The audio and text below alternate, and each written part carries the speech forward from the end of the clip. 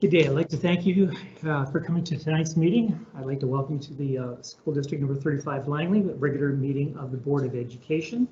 And tonight, the audio-visual recording webcasting of our regular board meeting is as per policy number 7, regular and special meetings of the board may be streamed live, archived, and accessed online.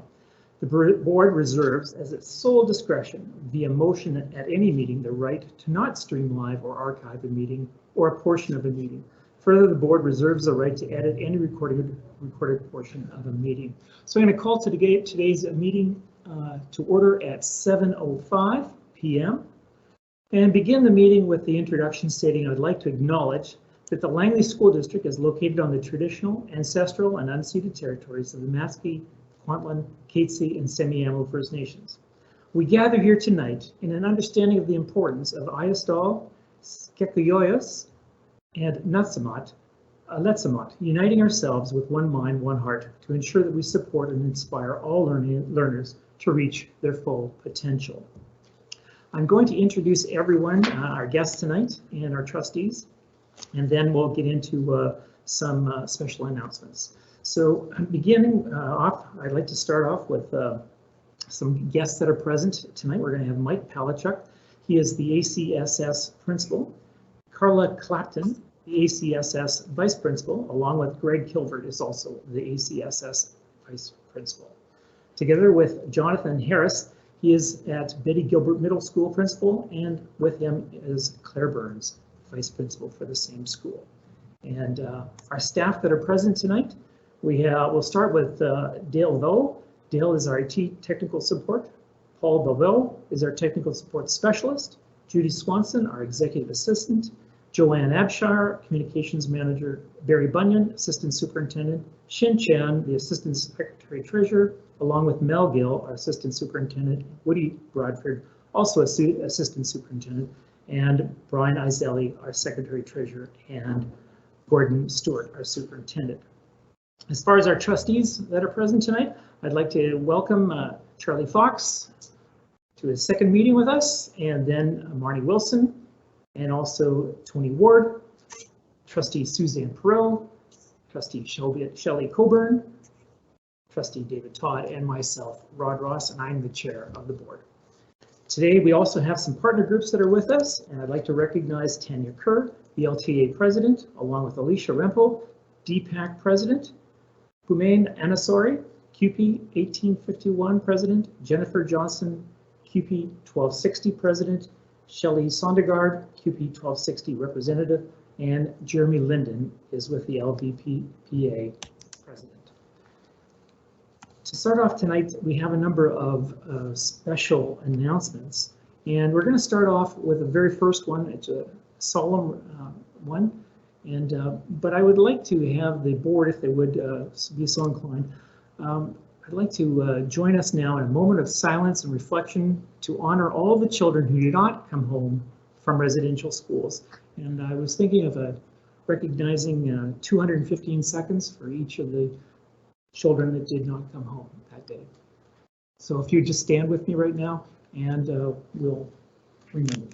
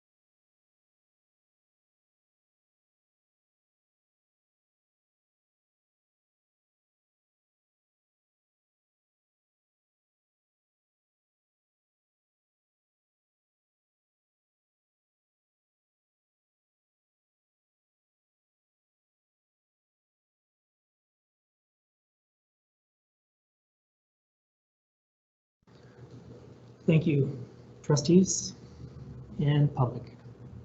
Continuing on, I just want to acknowledge that National Indigenous Peoples Day is coming up. June 21st is recognized in Canada as National Indigenous Peoples Day, chosen to align with the summer solstice due to its importance and connection to many Indigenous peoples and communities.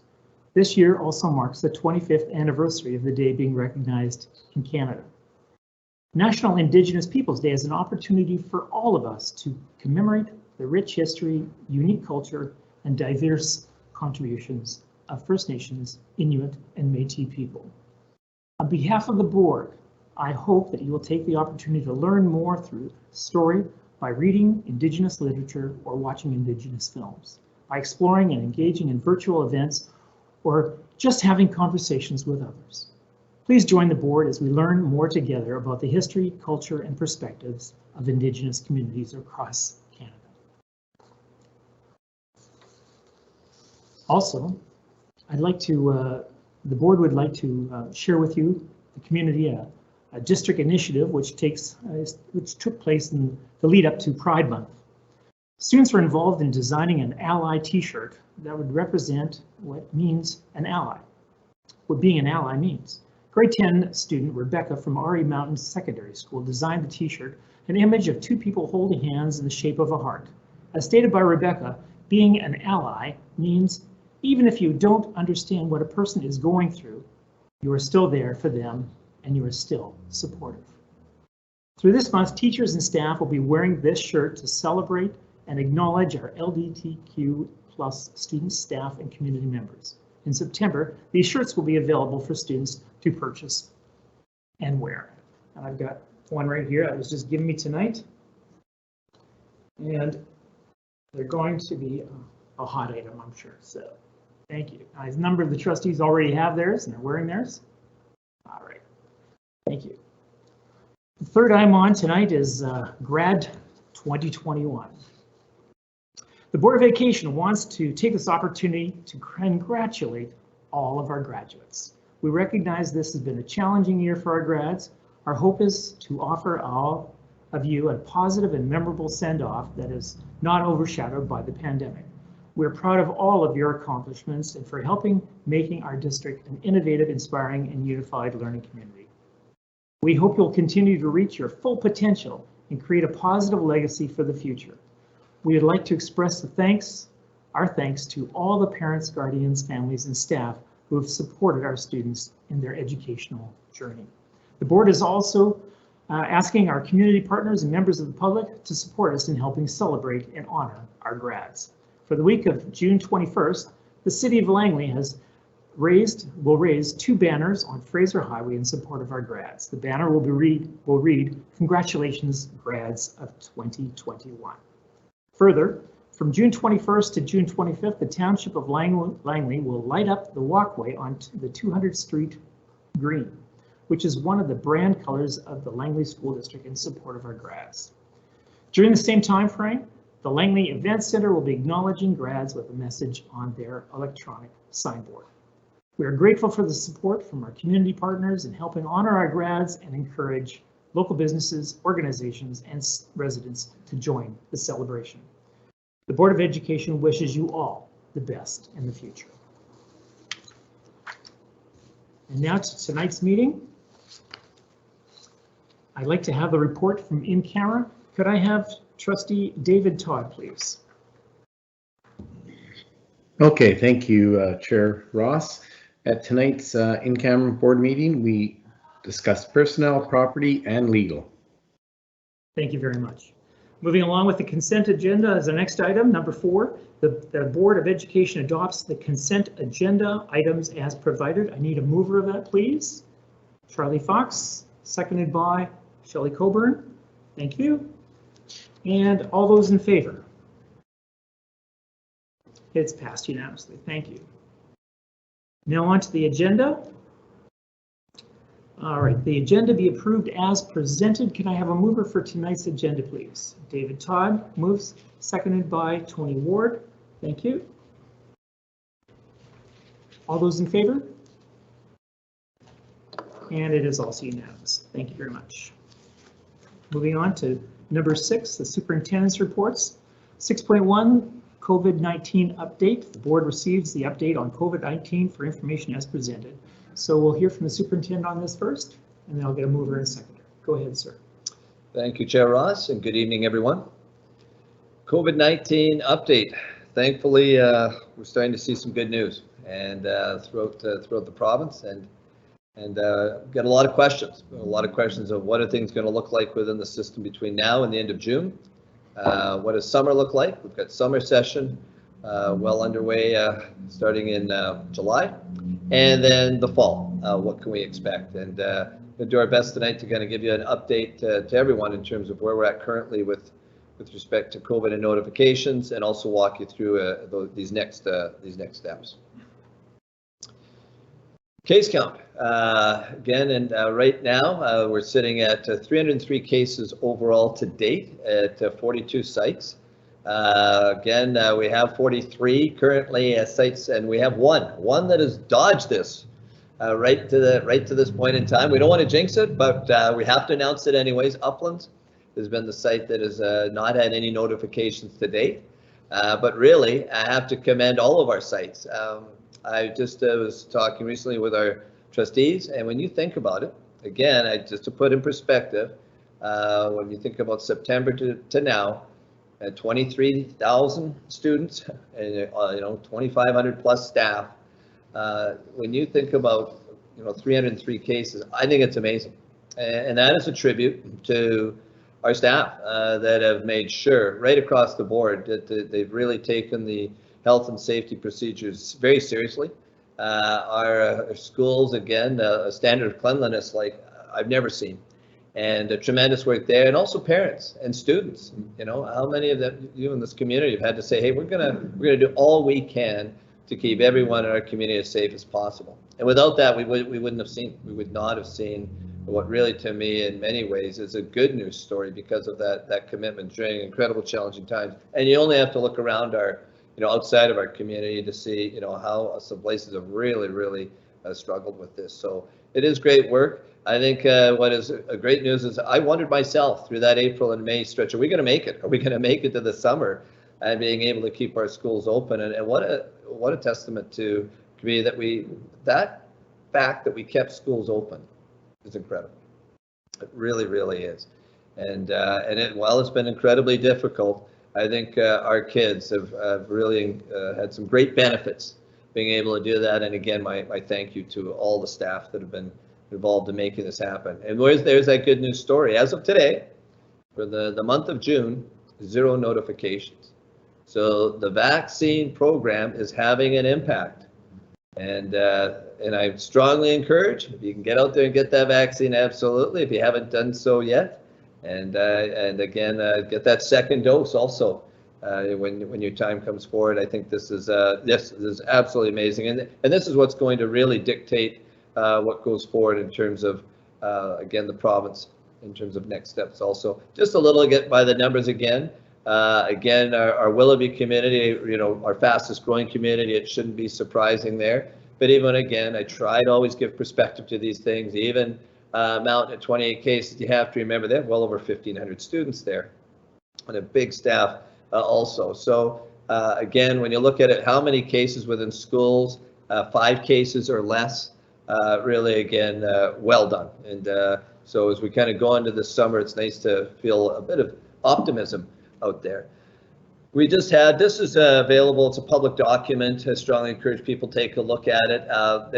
But I have to caution you that this only applies to businesses, the greater community. It does not apply to the education system. We fall under different guidelines, and quite frankly, those guidelines are more stringent in some cases than this document. And you need to be aware of that, and it'll lead to some conversations going forward in the rest of this presentation. But you can see right now we hit the June 15th mark, and we've had the province say, hey, we can start to travel throughout BC. That's a relief to so many. We're starting to be able to have up to 50 people gathered, you know what, in an outside setting is fantastic. I know how many businesses have hung on through this, and you know what, we want to do our absolute best to support them. But again, in terms of our community, again, we're really trying to make sure that we get to the summer with the current protocols that we're expected to maintain, and they are not, again, with what you're seeing in this chart. But I think the chart, as we move to July 1st, what is great is we are seeing as a greater community, because there's been a lot of anxiety, a lot of stress around this, having people being able to connect with friends and family, that's important.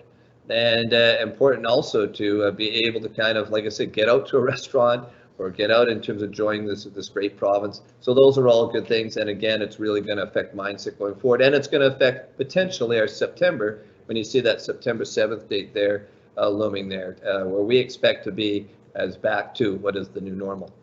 I put grad on here, and I commend Assistant Superintendents Woody Bradford and Mel Gill. They're working with our secondary schools on this, and this is challenging. This is certainly, you know, a real milestone for kids, and they want to certainly enjoy what others have had, and it's just been, these are times that have made that very difficult.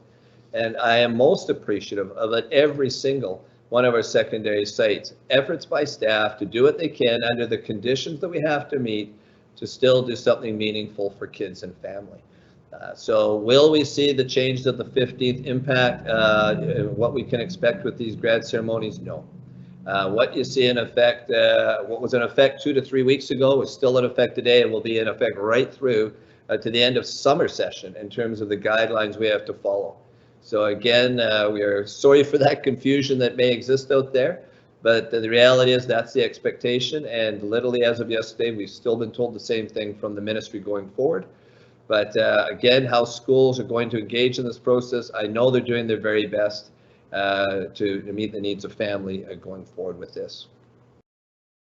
Summer session, yes, it's we're having a huge uptake with this. I understand why.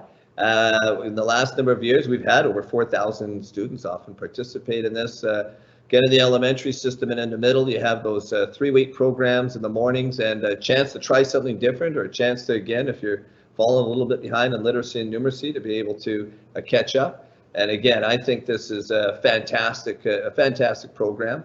And again, our secondary well underway too, in terms of July, in terms of offering a whole array of things. So what we have been told is the COVID notification process will continue right throughout that process. So we hope that if June is any indication, we don't have any of these. But in the event we do, that it will go through schools and parents will be contacted, and they will, Fraser Health, we always defer to them in terms of what we can expect to do in terms of following up with families, and if there has to be isolations or anything like that. So again, underway, and again, credit to Ron Stair and so many others that are taking part in that. And look at the number of sites that will be offering things this year. Again, absolutely fantastic. And we're always mindful of working around our maintenance department. They have all their work continues. In fact, they step it up in the summer in trying to make sure that where we place these programs, that it doesn't interfere with that work. So thanks to administrators, support staff, teachers, everyone that are making this possible for kids. And again, they will be doing the best they can to make sure that these conditions are safe for everybody. Considerations for the fall. We're still getting information on this. We will make sure we continue to communicate out, but it's looking like right now, if things progress the way they are, you always have other variants out there that can complicate this, but we remain hopeful. And so we're looking right now that masks will certainly be something that are voluntary. If you wish to wear one, and that's how you feel more comfortable, then you'll be able to do so. Social distancing is something where you're not going to have the 6 feet apart in desks or things like that in terms of workstations. That's not what we're anticipating. Cohorts, there will no longer be cohorts. Again, this is what we're being told should things continue. And again, that's remaining hopeful. What are we going to expect in terms of standards for cleaning? Those are things that are still to be worked out. We hope to get some kind of announcement in the next week or two of what we can expect for the fall, and we can start to prep for that. All kinds of financial implications, logistical implications there. But we're looking like right now we could very much see what we're expected to follow what was in place a couple of years ago and reverting back to that normal. But we will certainly keep everyone posted. And again, other things that come up is a semester system where this is something that I'm excited about. I think this, to have all of our secondary schools on the same system, is something that is going to give some great opportunities for kids. We've had students that have not been able to access some of our dual credit programs in the past because they've been on a linear system, or it's been very, very difficult to do so. We're also looking at places such as we have some smaller schools, Poppy, Aldergrove, LSS, even Brookswood right now can have some challenging numbers. And how do you continue to offer an array of programs for them? And if we have everyone on the same system, one thing that could help for opportunities there is we're going to explore looking at, hey, maybe there's a course that there's not sufficient numbers to run at any of those sites, but if we can pair up with a Mountain or maybe a Walnut Grove, and we have the technology to do so, can we look at that? So I know that's well underway, and I really appreciate it. And I think this is something that could really be a help for so many. And the access to school facilities, we get questions around rentals and where that piece is at. Obviously, we've had right throughout the province, those have been on hold because of the expectations that have had to be met in terms of cleanliness and trying to keep the numbers down that enter our schools. We're looking for guidance for that right now, and what we may see over the summer, certainly and into the fall, and certainly we'll keep everyone posted with respect to that too.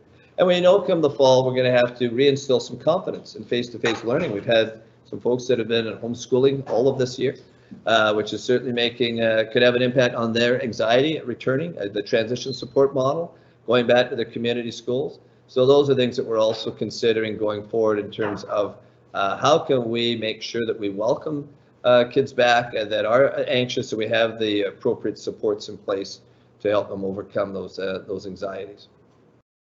Some lessons learned, because there's always through these crises, how you respond and step up and kind of learning going forward. The improved health and safety standards. Yeah, a flu season didn't exist this year. We had the pandemic, but beyond that, you did not see a lot in terms of just what would be associated with the regular flu. And that's because I think in a place that's never been cleaner. And how do you find ways? And we've had practices in place, and one of them being when you're not feeling well, stay home, whether that's a student or staff. And that is, it's had an incredible impact, and we need to see that going forward to try and kind of make sure that our places remain healthy. Improved ways to communicate. We have these platforms now in terms of technology. We've been using Teams. Some of you are familiar with Zoom. How does that change the way we do business in terms of how we communicate with families, communicate with students? When you have meetings, you don't have to bring everybody in every time. There's times to do that. But there's plenty of times also you can be able to have a different version of, some kind of connection through that system in terms of being able to see each other and connect with each other. I can tell you I'm exhausted by it. It's not something you want to do all the time. But at the same time, what I call all of our administrators in for every single meeting, no, I think there is a good place for that. And I love the collaboration amongst staff in terms of being able to learn from each other. I think it's absolutely great. Also, where possible, get outdoors. We've always thought kids love outdoors. I don't care what grade you are, K to 12. Kids love being outdoors, and I think we've put a huge investment in terms of outdoor play spaces or outdoor classrooms, and like to see that continue. And I love going around to schools right now. I've just been, going out safely and checking out some of these spots, and they're absolutely fantastic. And so I'm loving that, and I think it's a good reminder that's where we want to get to. The power of human connection, you can't beat it. I took it for granted. I did take it for granted. I never thought I'd be in something like this in terms of a pandemic. And how much you miss. You miss your family, you miss friends, you miss the connections with colleagues, and it impacts culture. It's impacted our culture, no question. And I know people of, when you kind of reflect back on what you don't want to ever lose sight of going forward, it's that. It's, that's what really brings us together in terms of, again, that human aspect. Ways for our community to support others. We've had a number of families that have really been challenged by this, lost their livelihood, have not had access to food or other supports, challenges in terms of meeting rent payments or, again, their mortgages and all the rest of it. I've always appreciated Langley for when we see folks in trouble stepping up. We've done that. We've done that through our own foundation here. We've done that through how many schools have reached out in terms of helping families. Food for Thought, just one example, clothing, you name it. And we don't ever want to lose sight of that social purpose piece. I love it, the fact so many students appreciate this too. That's a great lesson learned, that you always want to be able to be there for folks in need. and we've certainly faced that right now. Work remains. We've seen challenges. We've seen some, ugly sides of humanity too, quite honestly with you. And whether it's, we've seen that in around the Truth and Reconciliation piece, residential schools, it's a sad mark on our history. We've seen in terms of a number of people within our BIPOC community that have been treated disgracefully, and it's not on. And this isn't something the school system can take on alone. I do appreciate the work we're starting here.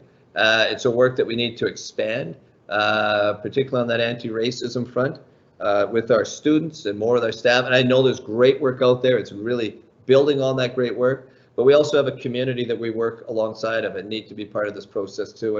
And these have been challenging times to do it, but we're looking forward to the fall of being able to, arrange a community forum, bring people in, and find a way to work together, because this is very emotional work. It's very important work, and it's a work that as a community you take on. You don't stand alone on this one. So I've been very appreciative of seeing how many people stood up and said this is unacceptable, and we're going to do something about it. And we learned the things we can do without. I've learned that. I've learned in terms of, materialistic things in life really don't matter. and how many of us have not had to kind of load up on all these different things that, particularly from a consumer angle, that really don't make a difference. Much better when you can be able to give to some others. Support your family, those types of things. But I haven't missed a lot of the things that I haven't gone out to have to purchase. And I think that's I think that's something that would be a big takeaway for me, and how many others have really commented on that in terms of importance. So I'd like to think any experience of this, it shapes all of us. And I guess I'd be calling on our community, again, within the education community outside, to take that time to reflect as we go into the summer, to think about, what are some of the things we want to keep that we've experienced, but what are some of the things that we've learned going forward that maybe will shape our behavior and thought pattern going forward. Our last slide on this one is the importance of communication, and I'm very thankful. Jo Abshire, communications manager, wonderful, and she's really worked hard to make sure that we get timely communication out. This is just a sample of one of a number of newsletters we've tried to get out to folks to keep you informed. I can assure you that you'll be getting one in the next couple of weeks before the end of June. That'll, as I get more information with respect to what I've shared with you tonight around what we can expect for the fall, we want to get that out to you, and you'll see something again near the end of August too, certainly a couple of weeks before school gets back, continuing to keep you in the loop the best we can going forward, because I know a lot of you have lots of questions, and we're going to do the best to put you in a good place there. So again, an update right now, and look at that. If that doesn't bring a smile on your face, nothing will. And that's what it's all about as kids. And I'm really proud of the district for, despite the challenges we face, that they continue to have stepped up to serve our youth so well. And on that note, I will turn it over to questions. And thank you very much. And the first question will be from Trustee David Todd. Go ahead, David Todd. Thank you. Once again, a great report, and thanks as well always to keep the child at the center of our focus, and you begin with it and you end with it, so I really do appreciate that. At this time, after undergoing probably the toughest year in my 37 years in education, but be somewhat reflective about what would you consider the biggest loss this year, and then perhaps if there was a gain, what would the biggest gain, or when you talked about lessons learned, but was there a gain? Did we gain something as a result of what we did differently this year? So those two things. Thank you. Thank you, Trustee Todd. Loss for us, I think a huge loss is culture. That when you've only been able to connect in a very limited way, and I extend that beyond just family, but professionally through a Teams or Zoom, it's just not the same. It just is, and I feel it in this building. I feel it in any building I've walked into. I see people trying to do tremendous things to work around it, but when you can't bring your staff together to have some laughs, to be able to share information, to best practice, challenging questions. Does that impact? Absolutely. The learning loss is interesting because I do think for some of our community that it's been a significant loss. And yet I also have walked around and seen for those that have been able to attend school on a regular basis, man, you're going to hear in the strategic plan meeting tonight, there's some incredible things that have kept on. So I would probably go there as two areas in terms of loss. Again, I think in terms of, I think always in terms of technology, I'm someone that's not my strength. But what I've been able to see here in terms of like on a collaboration front, to find another way to kind of connect with folks. We used to have collaboration days, and I questioned sometimes how effective those were in pulling people together. This year, you can go on anytime. You know what, like I said, if you want to collaborate with someone at 10 and 8 or look at something in terms of professional development, anytime you can do that. And I think also, I think along that side is innovation, entrepreneurship. I think, you know what, I know that's dear to the heart of Chair Ross.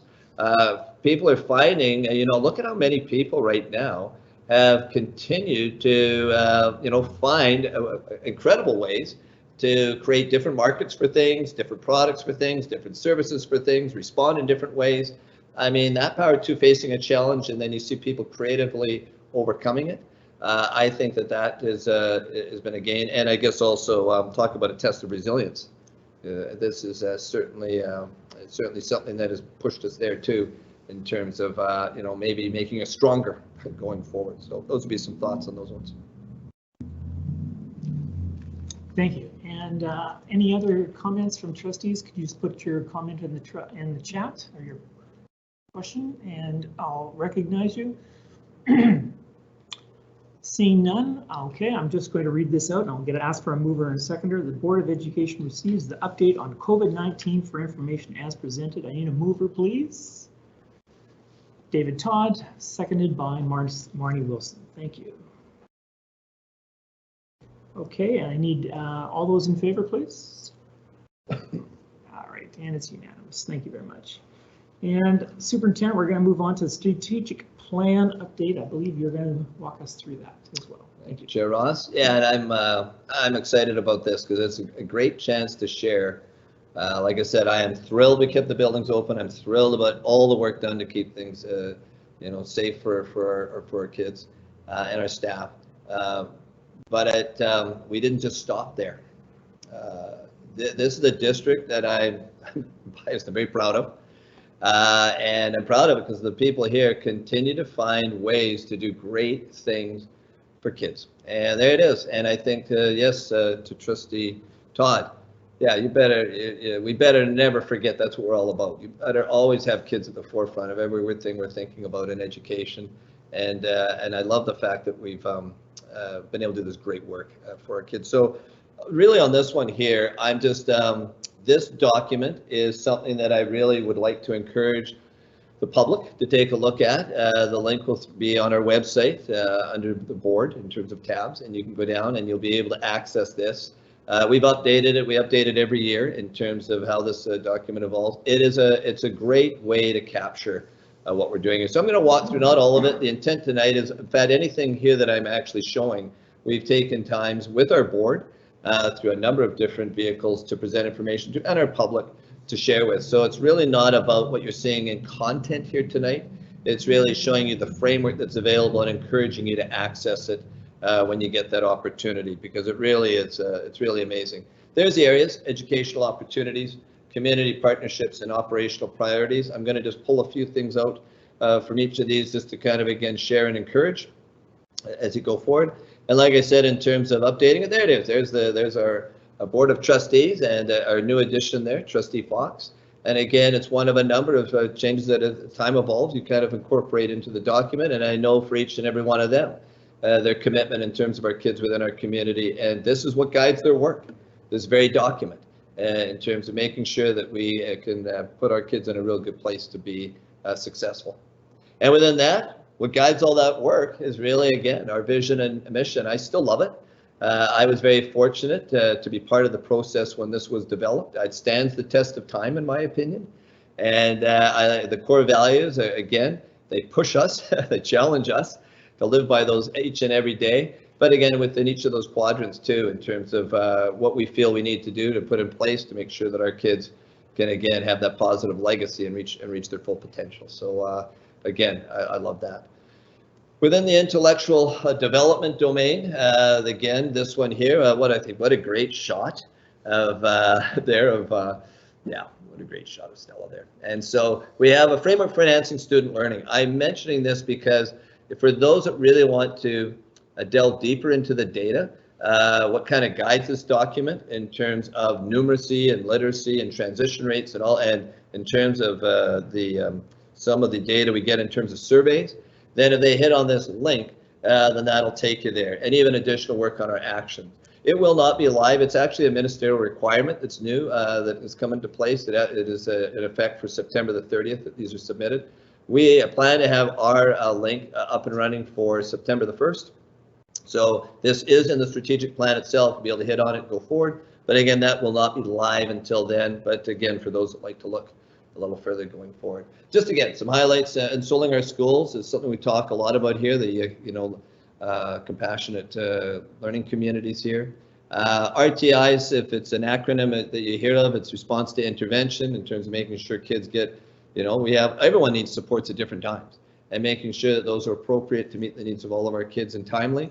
Very important. A lot of work always on that curriculum piece in terms of making sure we provide the tools people need, and the social emotional learning. And I guess the other one here you'd hear is UDL.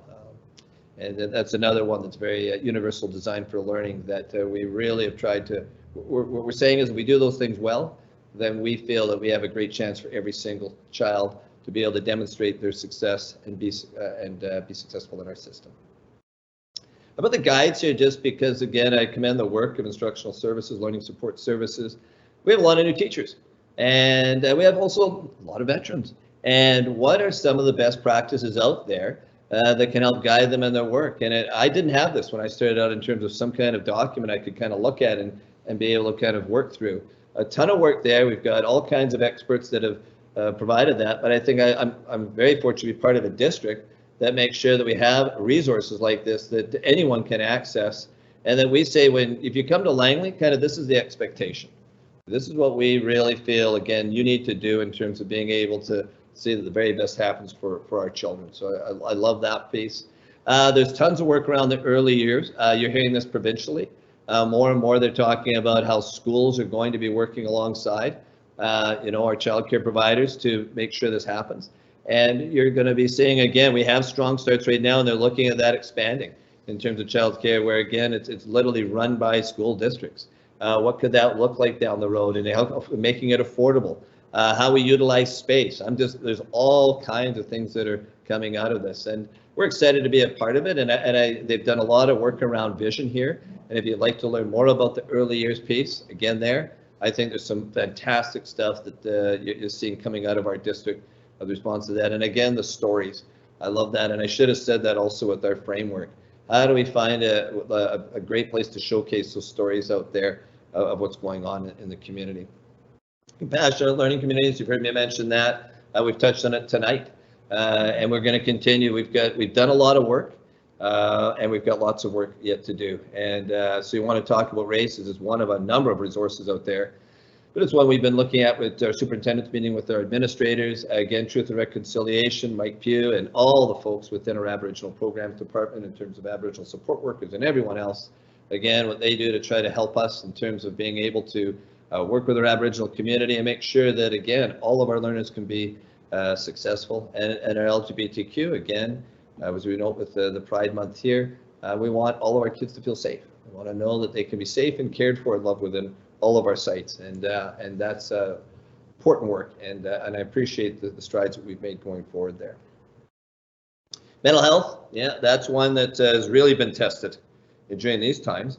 And this really falls into two camps. There's certainly on the student side, making sure that we have the appropriate supports and the understanding and the terminology behind this in terms of making sure we're saying things the right way and supporting in the right way. And I rely on many others in terms of expertise here, in terms of helping me make sure that we have the appropriate supports there going forward. There's also a staff piece here too, in terms of, we have to make sure that our folks are at their very best when they're going to be in front of our kids. and what are the supports we have in place for them. I put this here also in terms of big look at that trend. It's great. And why? Because of the work we do here. You continue to see it go up in terms of our 6-year transition rates. And are we content? No, because it's not 100. And that's what we'll ultimately always want to shoot for that. But I like the fact that we've identified where the gaps are. We know our communities in terms of children in care, our students with diverse abilities, and our Aboriginal youth. We can do better right across the board in all 3 of those. We know it, but the difference is before you put data up like this, you just left it there. But I can tell you right now, there's not a school that you would go into where our admin and our staff don't know who these kids are. They know them by name. They're coming up with plans of what needs to be done. Are all of them successful in terms of those plans? We keep trying. But I think the key is, for the first time in a long time, there's a face to the data. And that started a number of years ago and continues, and that's the difference maker. I really appreciate the work that's been done there. And yeah, the careers piece too, and it's certainly more than just going after a trade, though I love this. Again, our professional cook training program out of Walnut Grove. But we've got a lot of dual credit programs here, record numbers.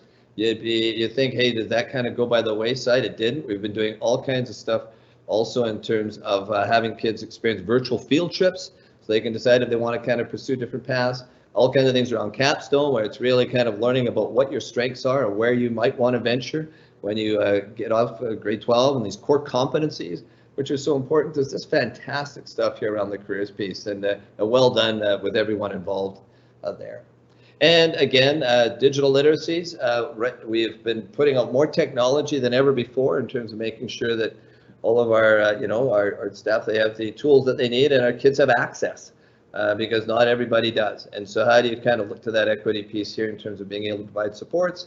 And also, there's one that takes incredible funding, and making sure that we have a budget that and the financial resources to be able to support, keeping this up, because it's a skill set that you didn't need 20 or 30 years ago so much that is desperate today in terms of the digital literacy piece. So commend the work of all of our folks in IT. That day in and day out have really made sure that we're getting the equipment we need, and also the supports behind it to utilize it well. The other part of the document, community partnerships. There you go, in terms of we will have a rainbow crosswalk out here. It is coming our way, and coming this summer, and a number of different partners there, and appreciate people coming out here in support of this. And I think to our community out there, they say, hey, actually, when you take these kind of symbolic measures, they themselves speak volumes in terms of saying you care and you're looking out for us. So, and that's you can see again how many people in the community step up on those ones. And Every Child Matters. We're very fortunate. We're fortunate to be in a community where, we have very good relations with our Aboriginal partners. And again, I'm always thankful for that. Kwantlen, Katesi, Matsqui, Semiamu. Again, mentioned Mike Pugh and the Aboriginal support workers and all that department. Lots to learn, and at the same time, given recent events, we've got a long way still yet to go. But I appreciate the fact that within this district, we work alongside each other, and I'm very, very proud of that. And the communications plan, that's another piece. I mentioned Joe Abshire. That's absolutely essential that we make sure that you get the information that you need in a timely manner, and she does great work here, and also making sure that our staff get the information that they need, and that's a document that is also accessible within our website. Operational priorities, yeah, look at these. This is when you have funds, then what are some great things you can do with it? And one of them's the Langley secondary. They've been going through a whole revisioning piece there on the Thunderbirds, and that facility is, in terms of the change, there's amazing. I'd love people to be able to better times, and maybe in the fall, and before you get a chance to go look at it, but really impressed with that. And Alder Grove, you're going to hear about tonight. Just thrilled because it's a community here that has said, hey, we've got some challenges out here in terms of enrollment, and we've got some challenges out here in terms of facility, and we want a middle school like everybody else has, and we've got some things there that need to really allow us to be right up there with Ewart and Yorkson and all the rest. And Assistant Superintendent Woody Bradford, I know, has got a soft spot there, and you're going to hear from all the admin from here about a plan they've got in place, and it's exciting. But you have to have financial resources to do these things. You don't have the resources, you can't do anything. And that goes to Brian and his department, Shind, and so many others that have stepped up in finance to say, hey, we're going to make sure you've got the resources you need to take these very valuable things on. I'm really looking forward to that presentation tonight. Donna Gabriel Robbins, what a wonderful person, Donna. And again, to have the school opening in September, that's going to be one we're not going to want to miss in terms of some kind of ceremony going forward. And it's looking absolutely spectacular. Resources for outdoor classrooms. You've heard me say, hey, get kids outside. Just one example of many. We've been able to put a lot of funding towards these things for all the different sites. It's amazing to see these kids getting out there and enjoying it, and teachers being able to have a space that they can operate outside in terms of an effective manner. It's awesome. And then on the HR front, just tons there in terms of the retention of staff, the hiring of staff. We want to make sure people feel valued within our community. But look at those numbers just for this year, and a very, very challenging year. September of this year till now, 212 teachers hired. 212. That's staggering. 117 QP 1260 employees and 40 1851 employees. And that's not accounting all the different casual employees we've been able to bring in also for coverage. So that is a monumental effort. Michelle Gu, way to go. Barry Bunyan, absolutely. Gordon, so many others, Mark Petrick, and so on and so forth. Fantastic. Really, you're doing great work there in terms of making, putting Langley on the map as a place you want to come and work. So way to go.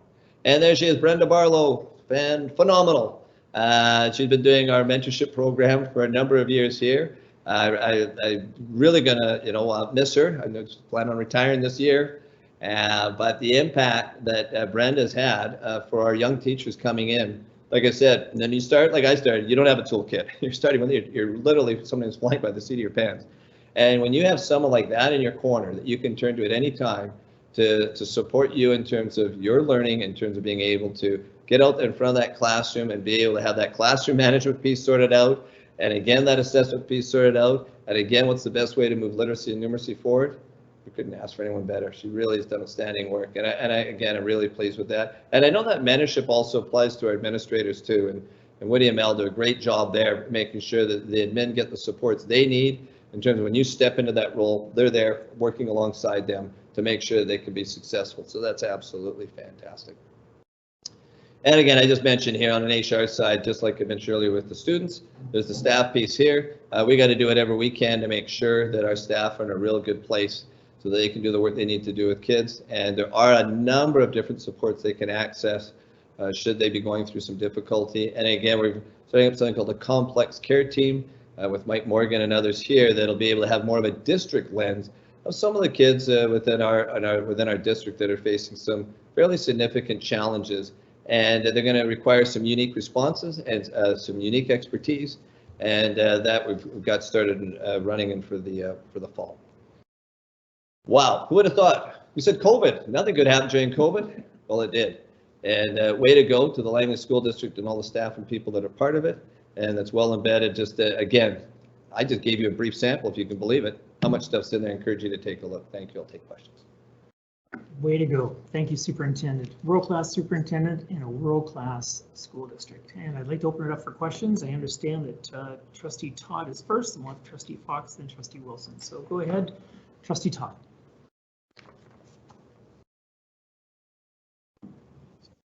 Sorry, Chair Ross, I actually was there for the last one, not this one. Thank you. Okay, thank you. Okay. Trustee Fox then, please. Well, thank you, and through you, Chair Ross, to the superintendent, two things. Focus on transition rates. That really is a measure of student success. It's a measure of moving from one grade to the next. You had a graph, I think it's up at 93% at this point in time. And I think that validates the work of not only the senior administration, but the teachers, the QP staff that are involved day to day with the education of our students. Where do you see, you mentioned there's continued work in the area of our Indigenous students, and in that, how do you see yourselves addressing that in the coming year, starting in September? Thank you, Trustee Fox. I think an important part for our Indigenous community, they have to see themselves within the curriculum and not in a disparaging way, in a place that honors what they have in terms of their culture and in terms of their stories and in terms of their successes. And we've been guilty in the past that it has not always been evident. Because if you can't see a place there, then why would you want to show up to a place that constantly reminds you of your inadequacy? And that's not on. And so, no, I think that's where you start.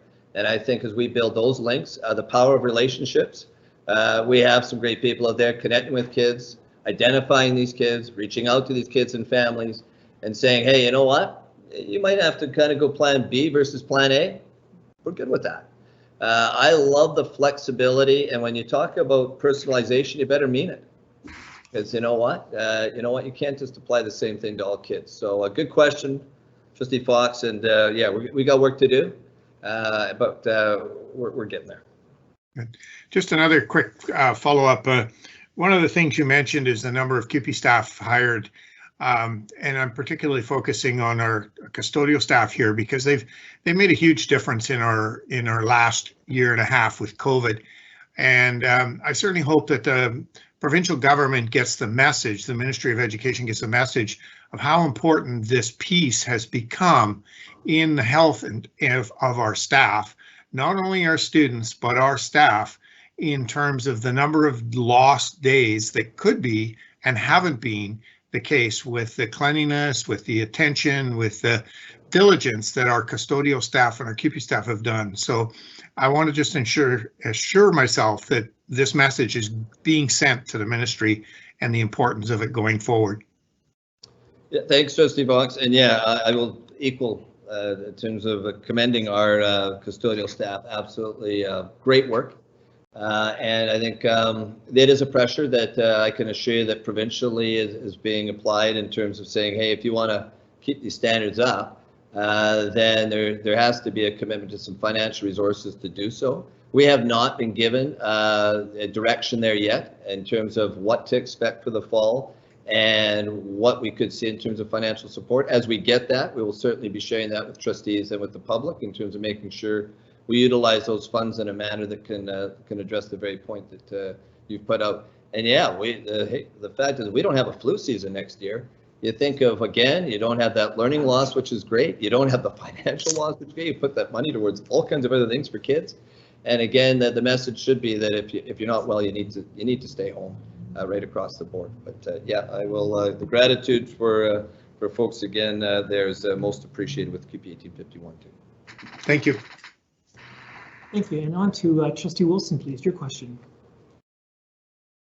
Great. Thanks so much for your presentation, Superintendent Stewart. It was great, and it's exciting to see all of the progress our district's making all of the time, and I'm glad that it's easily accessible. I know a few years back it was not so easy to access, so I'm happy about the way that it's laid out now on the website and everything.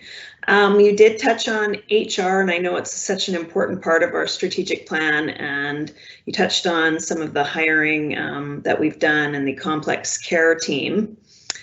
I also know that the pandemic has made it really difficult to do some of the initiatives that we were talking about before the pandemic, such as like an employee satisfaction survey and that kind of thing. Can you tell me if those types of things are coming again as we ease out of the pandemic? I just feel like it's so important to gauge how our staff are feeling, because when staff feels positive about their work, it obviously affects everything, and it trickles down into all the teaching and students and every sort of thing that they touch on. So is there any plans in the works, or do you know anything about how that might be coming? Absolutely. So thank you, Trustee Wilson. I know this one is dear to your heart. And yeah, there's certainly the timing. We felt we could have got something through this year, and it's been a challenging year in terms of for all of us on that mental health front and what people have experienced. And yet people do need to feel valued. We need to kind of find a mechanism beyond gut instinct that tells us that. And I think people also need to know that they have feedback that they can provide the system around it. So the plan is right now, and Michelle Guillou, with others, has been working on this. They've actually done a sample of the survey that they have, trying it out with some groups just to see how it works. And I believe they've even tried a school also, I think, of staff. So we hope to have that universally out by November for sure, right across the board, and utilize that for some great guidance and advice going forward. So we're on it and appreciate the question. Awesome. Thank you so much. Trustee Coburn, you're up. Next question, please. Thank you to the chair and to the superintendent. Thank you. You're just an exceptional superintendent. You do exceptional work and you lead an exceptional district. And I just have this. I have a question here, and there's a question in here somewhere, so bear with me. So you talk about the flu season, right? We noticed, and there was, barely any flu season, non-existent, and that is twofold. It's because of the increased hand washing and also the messaging about, it's beyond messaging, like you were not allowed to come to work sick, like seriously, like you were leave your house, you get your temperature taken, like kids aren't going anywhere sick, people are working from home sick, or not, they're working from home and nobody's going anywhere sick. So as we start to, as you say, ease out of this pandemic, there's tremendous pressure on human beings to get to work when they're sick. So how, knowing what we do know about how the seasonal flu is being transmitted and how all of the benefits of staying home when you're sick because the government is ordering you to, my concern is that once the threat of death of COVID is gone, and it's just a regular seasonal flu, we'll be shoving people back to work and kids back to school in no time. So what do we do with the messaging around that to get that message to our government, to our people, and to our families that we don't need to go to work anymore all the time like this. This is insanity. So how do we combat the narrative? You go to work, you get yourself to work sick or not. And for people who are working and they send their kids to school when they're sick, because they have to go to work. So yeah, in COVID times, this is sweet, but in real times, how's this going to work? Go ahead. Yeah, thank you. That's an easy one. So thank you, Trustee Coburn. You're the best. Yeah, this is, to your point, we're going to do the best we can as a district to communicate it. Absolutely. The folks have sick days for a reason, and we have things in place for folks that run through those to try to make sure that they can access what they need. But you mentioned a couple of things that are very interesting, like how many say, hey, I got to go into work, so kid, you're going to school today, sick or not, and the problems that poses on a system. And yet I understand also financially, not everybody has sick days in the private sector. So there is work to do there, I think, from a provincial government side to say, well, if you really believe in this, then what are you going to do to enable folks to stay home in the event their children are sick? What we have to do is make sure that we encourage our employees that they don't feel pressured to come in under any circumstances. And we also do have, ways that, and I know, what the other part is teachers, they feel guilty. They feel if I'm not in front of those kids, I think the same for all of our support staff. They know, hey, if I'm not there today for that student that I work alongside of, what's going to happen? And it's a good thing that we're driven to really make sure that we're always there to make a difference. The downside is, as we put it, to our own physical and mental detriment at times. So we're going to have to find a way for people to have confidence, say, you know what, when you miss, we got to be able to take care of it. And at the same time, that's why we have these various levels of supports in place to access. Please do. And provincial government, help us out because we can't do this alone. But you raise a good question, because it would be very sad to all of a sudden see us return to these big flu waves that we've had in the past and the impact it's had. Great, thank you. Thank you, Trustee Coburn. And the last question goes to Trustee Perot, please. Go ahead. Thank you kindly, Chair. To the Superintendent, thank you so much for a very thorough presentation and always being so robust in your energy for all of us and helping us feel like this is actually easy when it's not. You present it like it is. It's like we've just sailed through it, and you through your leadership have done such a fabulous job carrying our district and through the leadership team and all the way down. So first and foremost, I want to thank each of you for that. Actually, each of the trustees that have previously spoke touched a little bit on some of my thought processes. And they started that closing the gap conversation with grad rates and how we're going to see that experience in the curriculum, supporting our students who reside in that conversation of intersectionality and diversity and culture, wanting to see those numbers get smaller. We're doing a great job, but I'd love to see us get better at it. And so I'm hoping that we're working on some visioning on what that looks like for closing the gaps on that. Regarding our custodial staff, I agree with Trustee Fox. If there's something the board needs to do, we need to have a conversation to petition, communicate forward to the ministry to support our district and having these conversations, ensuring budgets are coming forward. Then I think that's a conversation we need to make sure we're placing on an agenda and being deliberate about. It's a super important conversation that I don't think we can take lightly, coming through what we've experienced. And when we're talking about encouraging staff to stay home and not feel guilty, that becomes an important part of that conversation, in fact, because our staff are exposed to illnesses through the sheer population in our schools. And so making sure that we're doing what we need to do going forward is really, really critical. And also going forward, you made a statement, Superintendent, where staff ask themselves, if I don't go in, what's going to happen? Those narratives I would like us to also be encouraged to be looking at, because those are important subtleties in our workplace that when we look at a workplace satisfaction experience, the subtleties of, if I don't go in, what's going to happen to the kiddos?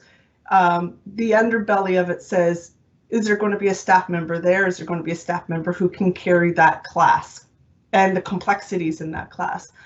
And it was a really loud statement that you said to me, to us, and I think it's something we need to pay attention to when we're looking at employee satisfaction, employee surveys, and how that filters into cleanliness of schools and maintaining a safe workplace for everyone. So those are really just my comments. I have no questions that reside in there, but things that I want to plant as seeds to nurture going forward for us as a team. Thank you, Trustee Perot, and for the comments, as always. Just a couple of comments on that. The closing the gap, it's interesting. So you touch upon, we have some kids that fall into multiple categories. And you think about, their chances of success. Wow, they're severely impacted, and not in a good way. So one of the things that I'll really apply it to the children in care. For years, these kids resisted our system. We didn't even know they were in our school. And the time we figured it out, they were gone. Because some of them are going to 10 different places in, over 3 years. It's just tragic. And we have, and I'll give Aya Hare lots of credit there, and Mike Pugh and Mike Morgan and many others that have said, that's the place you got to stay. If you don't even know these kids, that's a problem. And then once you know them, talk about complexity. That we have to make sure that our staff have the toolkits. And that's why when I talk about the universal design for learning and the response to intervention, and the complex childcare team, like, these are important things that if I don't have the ability to, when these kids are in my classroom, to enable them to be successful, and I just want to rate them like everybody else, they're not going to be. And so there's still, I believe, I absolutely am certain we're on the right track, but this is not something you knock off in a week or month, you know that, and it's going to take some time, but I'm absolutely a firm believer that we've got the people to do that. The health and safety, I think, is Brian and I get information. We'll be relaying that to you in terms of in the days ahead to say this is what we've been told we're going to get, and this is for what purpose, and so on and so forth, and how that will impact us going into the fall. So we want to make sure you're right up to speed on that one. And should there be shortfalls, we know your commitment to be advocates to say, hey, if we have to kind of push there, we know that you're going to be there for kids for sure. And the part you drawn is the staff shortages piece is a valuable one. Is a valid comment, because if I think I'm not going to be in today and my class isn't going to be covered, then A, the kids are falling further behind, or B, I have a class that may be particularly challenging, and what am I going to do? This has been challenged this year, and it's been challenged for lots of reasons. Some folks have said I don't want to work this year because I'm just too nervous. But I know that we have the hiring front has been incredible.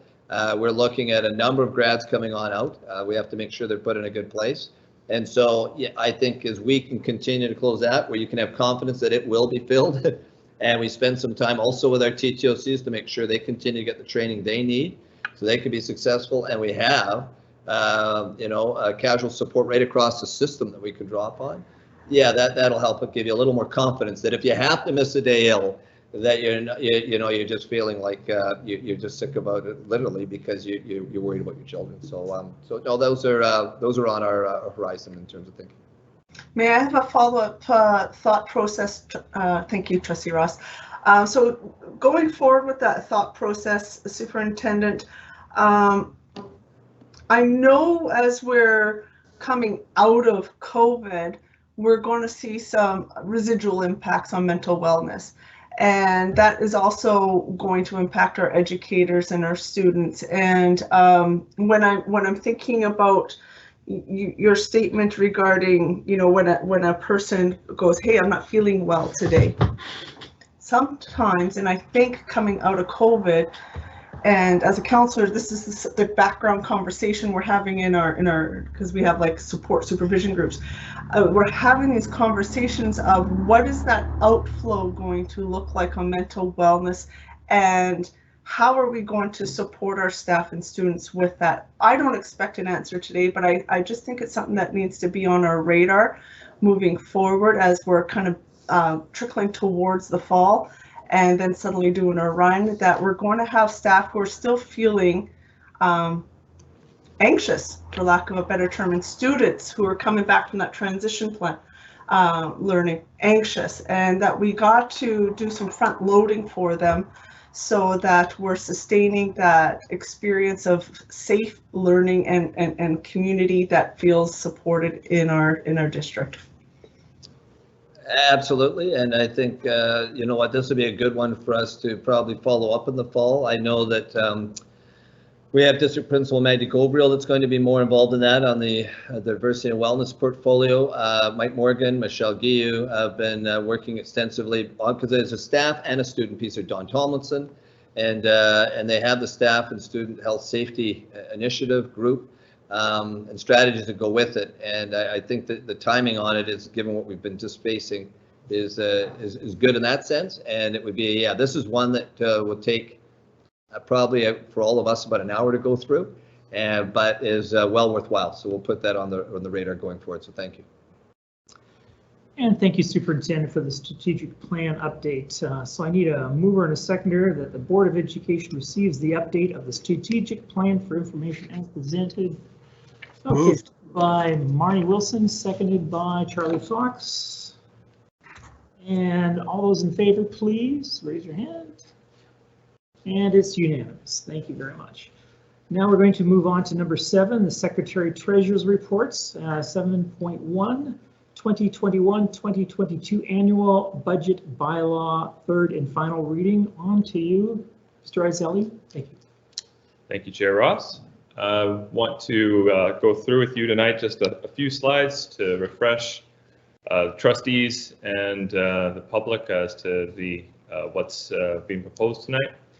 We did the first 2 readings of the annual budget at the last public meeting, and since then we've had a virtual public open house where we had 3 individuals from our community that have submitted questions that have been shared with the trustees at the Finance and Facilities meeting earlier this month.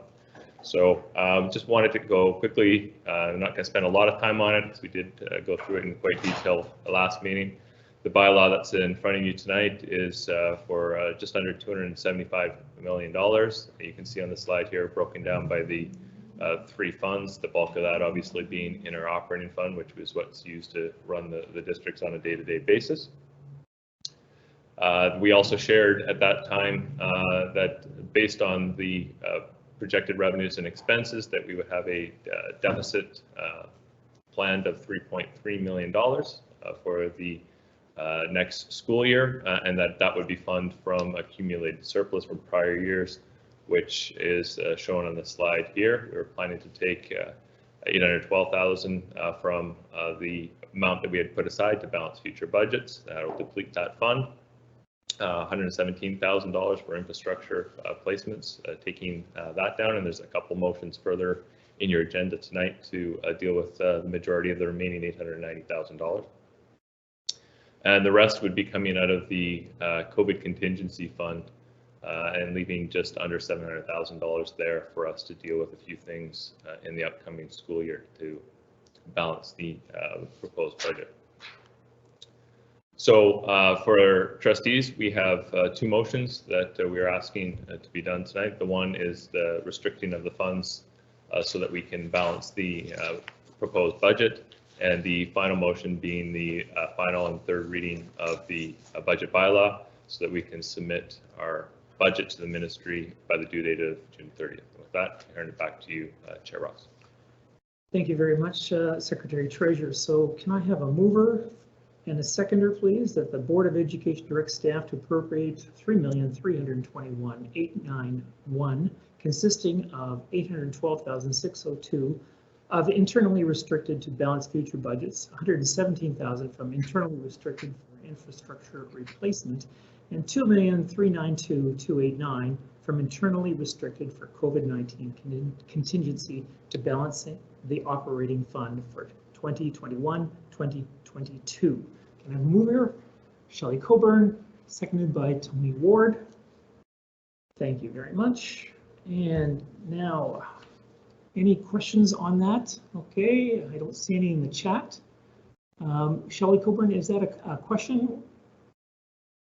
Or is your screen frozen?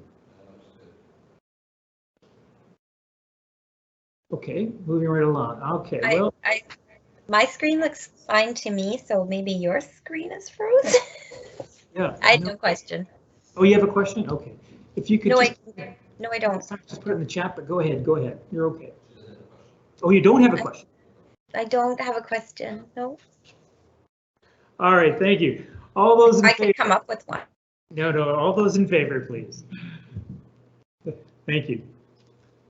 Seriously, on my screen, you are frozen, but there you go. Moving right along. All right. Second one, I need a mover that the school district number 35 Langley 2021-2022 an annual bylaw in the amount of $274,810,378 be given third reading, passed and adopted on this 15th day of June 2021. Can I have a mover, please? Tony Ward and David Todd. And all those in favor, please. And it's unanimous. Thank you very much. Okay. On to 7.2, the site acquisition charge, the SSAC. Go ahead, Secretary Treasurer. Thank you. Thank you, Chair Ross. I want just to provide an update, some of the work that's been done by staff to do the update the school site acquisition charge. I just wanted to put a little bit of background for some context. We've gone through this with the board at finance facilities, but for the public, school site acquisition charges are set up by the Local Government Act, and they're required of boards of education to have a school site acquisition charge if you have a request for a site acquisition in your 5-year capital plan, which does apply to this district.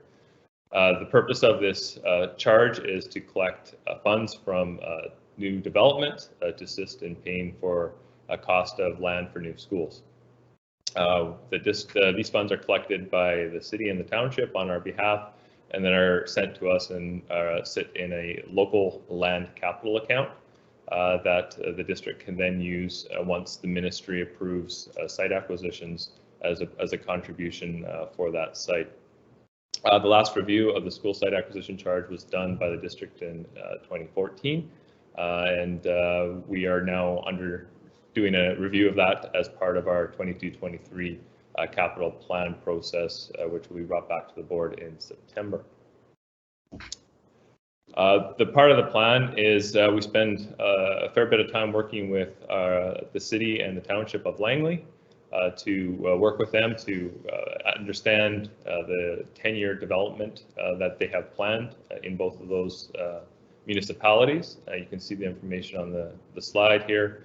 The township of Langley is anticipating over the next 2 years 13,900 units, and the city 2,482. The district then takes those development numbers and looks at similar developments that have been completed over the last number of years to get its estimated student yield of that. And you can see on the slide for this township, it's 5,164 and 490 students out of the city that are projected to be coming from the development that is planned over the 10-year horizon. With that information, we work then with the municipalities, and in this case, the city. There is no place really to be buying new land, and the development really doesn't justify a site. It may have impacts on additions, and that'll be coming as part of our capital plan. But for the township, it definitely does impact the need for school sites, mainly in the, well, totally in the Willoughby area and the Brookswood Fern Ridge as that development starts. So we sit down with the township and go through with them based on the projections of the numbers and the development that is coming, the need for the sites. And you can see the 7 sites that we're proposing for a total of $182.4 million. This is the calculation from the Local Government Act. It takes basically the land value needed for the sites, and the intent is that, in theory, that the school site acquisition charge would cover 35% of those requirements, but there is a maximum cap, which I will get to in a moment. So basically, we take the number of developments, we figure out the school site acquisition factor, and then basically by each development type, there's a rating basically. So you can see there the school site acquisition charge for a low density site would be just under $4,900, but there is a cap of $1,000. So even with the process that we're going through, the school site acquisition charge would have to be 5 times just to even equal the 35%. Wanted to provide some context. These are the school site acquisition charge that I've received from the ministry, from some of the districts that have them in the Lower Mainland Fraser Valley area near us, and you can see most of them are in the cap range. The proposed at the bottom there, you can see for the low density, current R rate is 737, which is lower than the majority of the developing areas in the Lower Mainland. Based on this, we're proposing that going to $1,000, which is a 36% increase, and that's the same across the board. Next steps, the school district needs to adopt at a public meeting the eligible school sites, and we need to notify the municipalities of the date and time of that meeting place. Staff is recommending that the approval for the eligible school sites be done at the September 21st public board meeting, in line with the update on the proposed capital plan. For members of the public, we request if there's feedback, please send that in to our email, feedback@sd35.bc.ca. And then once there's an adopted motion, we will then inform the municipalities, who then have 60 days to either accept or reject the motion or the proposal, pardon me. We also need to submit as part of our capital plan, the eligible school sites, which is why we're tying into the capital plan process. And then basically we would also need approval from the ministry on that submission of the eligible school sites. We normally receive our response letter from the ministry in March of every year, with the exception of this year, which is the next item on our agenda for this year's response letter. Once we have that approval from the ministry, we then would have 60 days for the board to approve a bylaw to adopt the school site acquisition charge, which then we would then inform the municipalities, which they have 60 days to implement the approval. So you can see this is quite a fairly lengthy process. We hope this time next year we will have a new school site acquisition charge in place. So before you, this is the proposed motion to the board that we serve notice to the community of its intent to approve the school site eligible school site resolution at the September 21st, 2021 regular board meeting.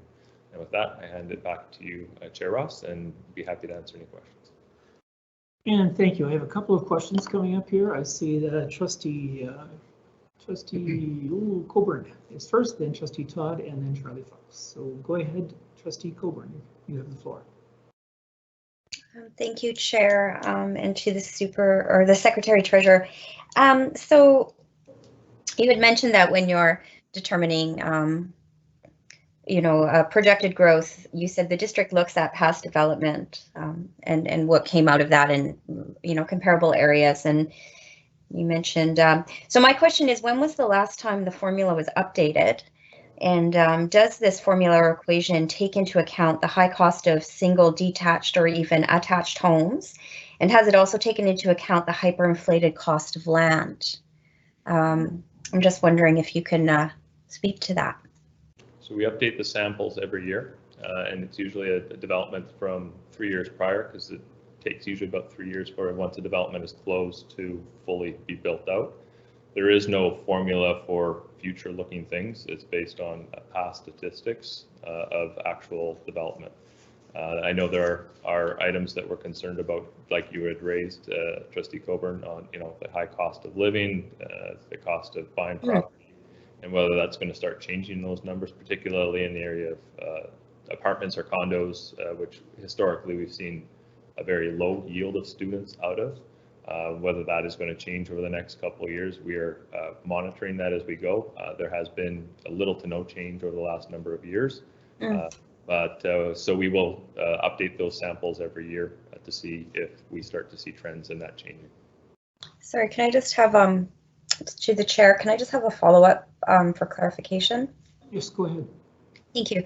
So I just want to make sure that I understand this. So when we are looking at the SSAC, the charge, the government has set the cap though. So kind of what I'm getting at is not where the district is using, the equation, that the ministry has very set out formulas and equations and calculations and forms that we as districts have to use. And so I'm wondering around this piece, when was the last time that form, the one that we all these, so when we look at like getting when we look at development, or when we look at formulas for development or for charges, when was that last updated by the ministry? And then the second part is, I just want to make sure I understand this correctly. So the school district is going to do all this work and then ask if we can raise this charge, and then the township and the city are going to collect it, and then we're going to hold it. So basically, I just want to make sure I understand,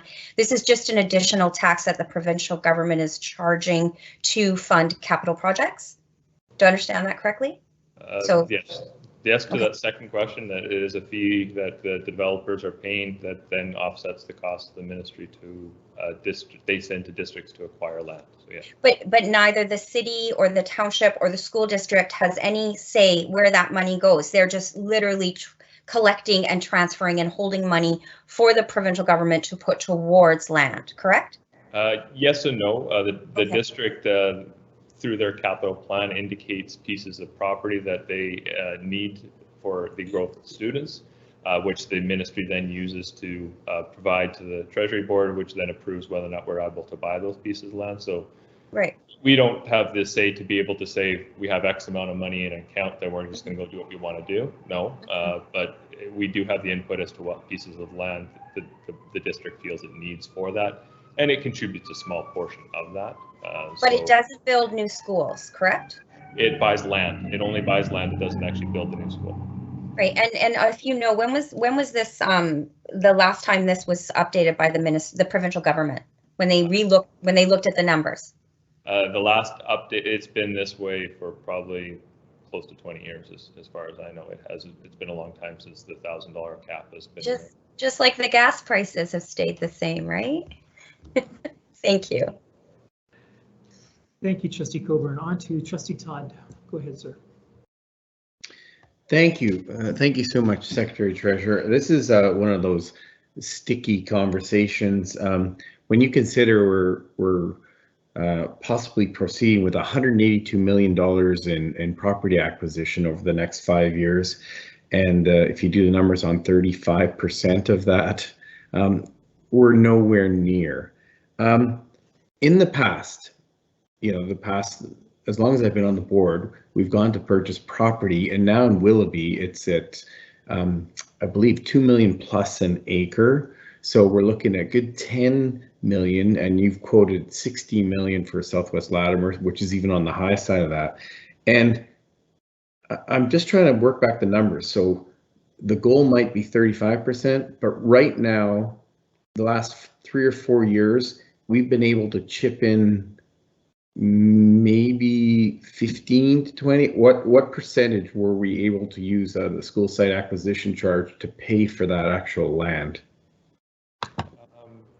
Going from memory on the last two, I would say it's in the 10 to high teens, depending on what was in there. One was a little more than the other one, just because of the timing and what we collect. But it's nowhere near enough to collect it. And like that one slide showed, the cap is $1,000. We would almost need 5 times that amount to get to the 35%. So even if we move up to the cap, it's still going to be well under, like, say, 15% of the cost of the actual land acquisition. Yeah, at the rate we need to buy land, absolutely. Yeah. Yes, thank you. No Next. further questions. Thank you. Thank you. And Trustee Charlie Fox, you're on next. You're sorry, sir, you're muted. Thank you. Sorry. Thank you, Chair Ross. And thank you to Trustee Coburn and Trustee Todd for their questions, because I think it points to a really important aspect philosophically, and a question through the chair to you, Secretary Treasurer Isley.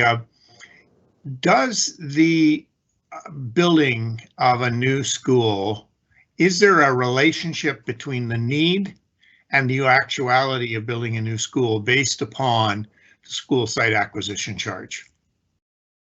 Is it based on the money that we have in the bank and the school site acquisition charge, or based on the need of the number of students that we have enrolled in the district in? So Trustee Fox, are you asking about the construction or the buying of the site? Because the answer is different. Well, then give me both answers. So for the acquisition of a site, the requirement is that a district have a school site acquisition charge. It doesn't specify it has to be at the cap or whatever the case may be. The school district needs to have a school site acquisition charge, which we do. So there is no requirement other than that. So basically what happens with land is, as you'll see tonight, we've been approved for the middle secondary site at Willowberry to proceed with that. Once that agreement is done up and the Treasury Board has approved the final purchase of that, they will ask what is in our local capital for land site from the school site acquisition charge, and that will be our contribution to it. It is an after the fact statement. It doesn't hinder the ability to buy the land. Once the land has been approved, then it happens. Okay. And for building of buildings, there is no link to school site acquisition charge. Okay, so once the school site acquisition has been, I think you stated it perfectly. Once the school site, we've been given the go-ahead to purchase the site, we just give them the money regardless of what's in that particular account. So it doesn't in any way hinder our capital plan in the long term, and they come and say, oh, well, you don't have enough money in your school site acquisition charge account, so you're not getting the land. That's not the case. No, you're correct on that. Thank you. Thank you, trustees. Final questions? Seeing none. All right, let's get a mover for the school site acquisition charge. I need a mover. David Todd, thank you, and seconded by Charlie Fox. And the Board of Education serves notice of motion to the district's education committee and its education partner groups that intends to approve the eligible school sites resolution at the September 2021 regular board meeting. I have a mover and seconder. All those in favor, please. And it is unanimous. Thank you very much. Okay. On to number 7.3, the 5-year capital plan response letter. Thank you. Thank you, Chair Ross. As mentioned earlier, normally we receive our capital plan response letter in March, but due to the fact that with the election, the budget from the province was delayed, this whole process has been delayed for this year. We have now received our approval letter and the bylaw and the agreement to access those funds were actually signed in an in-camera meeting in May because at the point in time there was an embargo on the district to announce those things publicly, but the district needed to proceed to start working on those things. We have been now allowed to bring into the public, and we also had a motion to bring that out of in camera once we are allowed to bring it public. So we are doing so tonight. This year's was a good capital plan letter for the district. We were two things that have been on our list for a number of years. We've been approved for the project definition report for Langley Secondary Addition. That doesn't mean that we're starting construction, but it is the first approval process step in having that done. So we are working on getting that report done so that we can hopefully get that into the ministry and into Treasury Board to get the ultimate funding approval so we can actually start with that addition to Langley Secondary.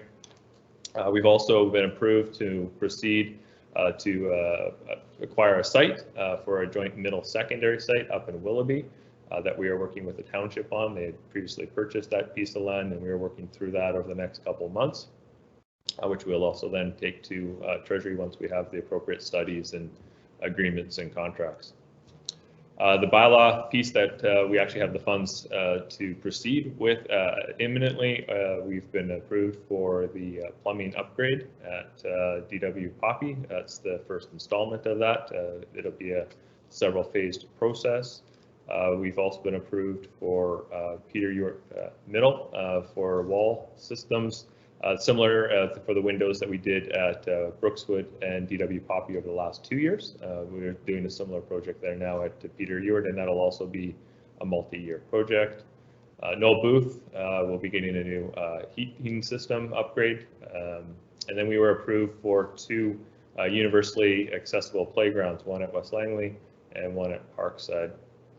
And the last piece is that we have been approved for 3 bus replacements of $140,000 each, and there's another item coming that'll speak to that later in the agenda tonight. And we are still working on 2 project definition reports, one for the new elementary school at Northeast Latimer and seismic work at Peter Ewart Middle. So with that, I will hand it back to you, Chair Ross, and answer any questions. Thank you very much. It looks like Christmas has come early, so that's great news. Thank you. Questions for the 5-year capital plan? I don't see. Okay, I have David Todd. Go ahead, sir.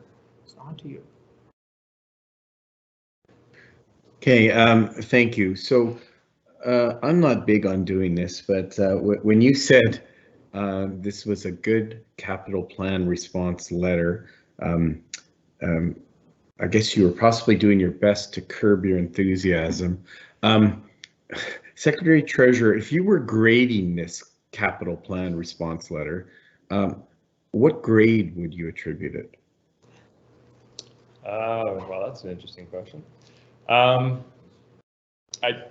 Considering what I've heard from other districts and what they've been doing, I think we did very well this year. So in that aspect, probably an A. And you look at the amount of money that we're going to need for the middle secondary, and the fact that we've been trying to get LSS that was right-sized through the seismic project and then was not right-sized with the restored language, one that we've been trying to get the ministry to understand our issues there with LSS, because theoretically it's the capacity should work, but it doesn't because of class size and composition language. I think it was a very good news story for the district, because those are 2 that we have been trying really hard to get for the last number of years, and we've been finally successful. We still have a couple steps to go on both of those, but history says that once you've got to this point in time, it's just a matter of time. Thank you. So to paraphrase, and not just a good news, this was a great news, and this is great news for the Langley School District tonight. Thank you. Thank you, Trustee Todd. Now I have a question from Trustee Suzanne Perot. Go ahead. Thank you, Chair. To Secretary Treasurer. I noticed HVAC systems on there, and I'm wondering, as we're looking forward, coming through COVID, if we are analyzing other schools right now by chance to see, discern if we have other systems that need to have some tending to in the upcoming next couple of years. Yeah, the maintenance staff always has a list that they're continually working on, and when we do the 5-year capital plan, you'll see probably the next request for the CNCP, which is where we get the funding under a special fund for those kind of projects. Usually there's a similar size, and we only usually get 1 per year. So. Okay, thank you very much. No further questions on this topic? Seeing none, we will get a mover and a seconder for this 5-year capital plan response letter. Moved by Marty Wilson, seconded by Charlie Fox. That the school district number 35 Langley received for information the update on the capital plan 2021-2022 capital plan bylaw number 2021/2022-CPSD 35-01. All those in favor, please. And it's unanimous. Thank you. We might have to have an extension of the meeting, but I think we've still got 20 minutes before we get into that. So we've got committee reports. The next one is going to come from Finance and Facilities Committee. So that is our chair, David Todd. So I'll have him introduce 8.1.1, the Aldergrove Middle Secondaries. So go ahead, David Todd. Would you like to introduce this for today's meeting? Thank you, Chair. So I'd like to move at our Finance Facilities Committee meeting. We did meet and we recommend the Board of Education School District approves the restriction of $582,200 for implementation of educational enhancements for programming staff into the middle and secondary level in the Aldergrove region from the $1,704,000 internally restricted infrastructure replacement and request staff to proceed to implement the plan. I'm just putting that on the floor. We'll come back and vote on it later because it is a board motion. But at this point, I'd like to turn it over to Assistant Superintendent Woody Bradford. Thank you, Trustee Todd. It is my pleasure to be here this evening to share with you the journey that we're on in Aldergrove to ensure that all students are successful in the work we're doing collaboratively together with the community. I want to thank the presenters alongside me today, Mike Pelichek, the principal of Aldergrove Secondary, Carla Clapton, Greg Kilvert, vice principals of Aldergrove Secondary, Jonathan Harris, principal of Betty Gilbert, and Claire Burns, vice principal of Betty Gilbert. And certainly it's been a team effort in terms of how we've navigated the work we've done together, and it really has been and is an exciting journey that we're on together to try and do what we can as a group to support the students in Aldergrove, support the staff in Aldergrove, moving forward in a very successful way. We want to start as a leadership team and a planning team in the work we're doing together by acknowledging that the work we have done to support Aldergrove schools and inspiring all learners to reach their full potential has taken place on the traditional ancestral territories, the unceded territories of the Matsqui-Quanlan, Katzie, and Semiahmoo First Nations. In terms of this work, there's been a huge amount of planning that has gone into organizing this plan. And as I said at the beginning, this is really a journey. It's a start for us to ensure that we're doing everything we possibly can within these schools to set our students up for success K through 12 and beyond. Really navigating this journey collectively together as a group has been a team effort. And we're excited tonight to be able to share this plan with you in terms of some of the things that we've been doing and what we're looking to do in the future. And I have to stop and just thank the work that we did through the consultation. And certainly the Aldergrove community in terms of the voices that we heard through that consultation, the work that we did with the Aldergrove community and the Poppy community through the consultation, we learned a lot. And we learned a lot about the needs within the community and the complexity of the community and the diversity in the community, and celebrate the work that we're doing in Aldergrove and how do we support the gains we'll make collectively together. And it's been a team effort to try and move forward together collaboratively, to think about ideas, to be innovative in the way that we inspire our students as they move through the system in Aldergrove. And I really want to thank the Aldergrove community for the consultation and the work we did together. Specifically, I want to thank Jeremy Linden, who led the Aldergrove schools through that work and worked alongside us as we went through the consultation and provided feedback and navigated alongside myself and Joe Abisher, our communications manager, for the Aldergrove community. Did an exceptional job. So I just wanted to make sure that I mentioned Jeremy. And also, as we've gone through this plan, there's been a lot of people working behind the scenes to support us. Finance and facilities have given us the access points to go in and do the work we need to do. Purchasing is doing a lot of work behind the scenes to make sure we're set up for success in September for our students. Our communications manager, Joe Abisher, has done a fantastic job of preparing this PowerPoint and the work we have to do together around the communication plan going forth. And then I want to thank Barry Bunyan from our district leadership team, our assistant superintendent, for the work that he did alongside myself and Mr. Pelichuk and Mr. Harris around the scheduling and programming within the Aldergrove community. And of course, all the leaders in Aldergrove and the work we're doing collaboratively to work towards the goals we're trying to achieve as we work through the plan. So how did this plan come about? Well, it came about after the consultation. We were given some work to do, some great work to do from our board. A board motion was passed the December 10th, 2019 regular board meeting that the district staff utilized the feedback gathered during the consultation to work with the Aldergrove Transition Committee to develop options for educational enhancements to programming and scheduling between Betty Gilbert Middle School and ACSS, and report back to the board for considerations of next steps at a future regular board meeting. And here we are. We're back to showcase some of the work we've done and share with you some of the excitement we have around the programs and the schedules we've put together. And really keying in on those words, educational enhancements, that's what we're looking at. We are appreciative of the work that has gone in Aldergrove the last number of years. Great educators working collaboratively together to support students. And we really just want to continue to honor that work and uplift that work as we go forth with the plan that we have in place tonight. Making sure that we take a look and drill down the programming and scheduling of what we're doing between the middle school and the secondary school to ensure that we really enhance the educational opportunities for all our students. What we want to make sure is that all our students have access to the curriculum and all our students are successful. And earlier tonight, you heard Superintendent Stewart talk about our strategic plan and the work that we're doing.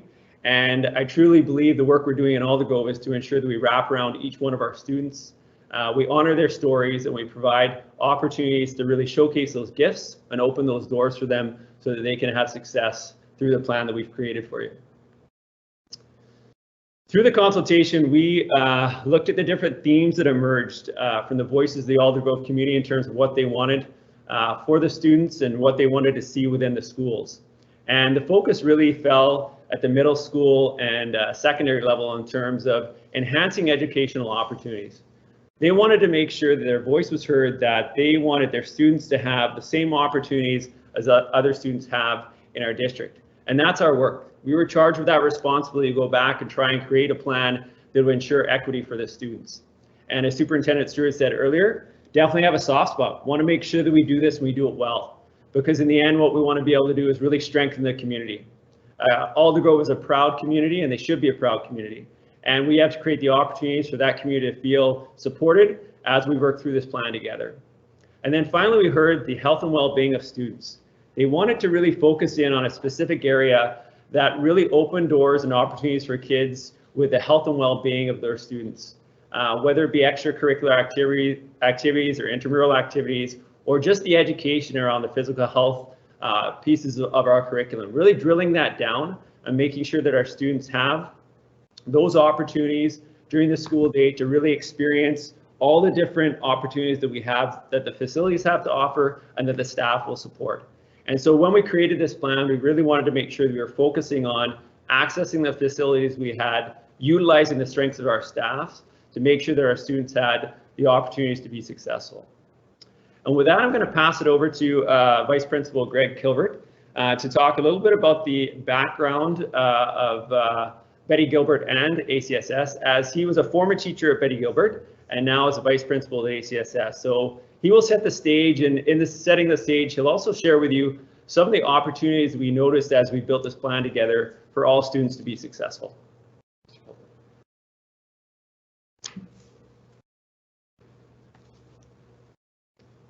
Thank you, Assistant Superintendent Bradford. He just introduced me a bit, but just to give you a bit of my background, I've spent the last 7 years as a teacher at Betty Gilbert Middle. I taught grade 6, grade 7, and grade 8 while I was there, and got to know a lot of the real strengths behind the setup between Aldergrove Secondary and Betty Gilbert, but also saw some areas where there was definitely some growth that could happen.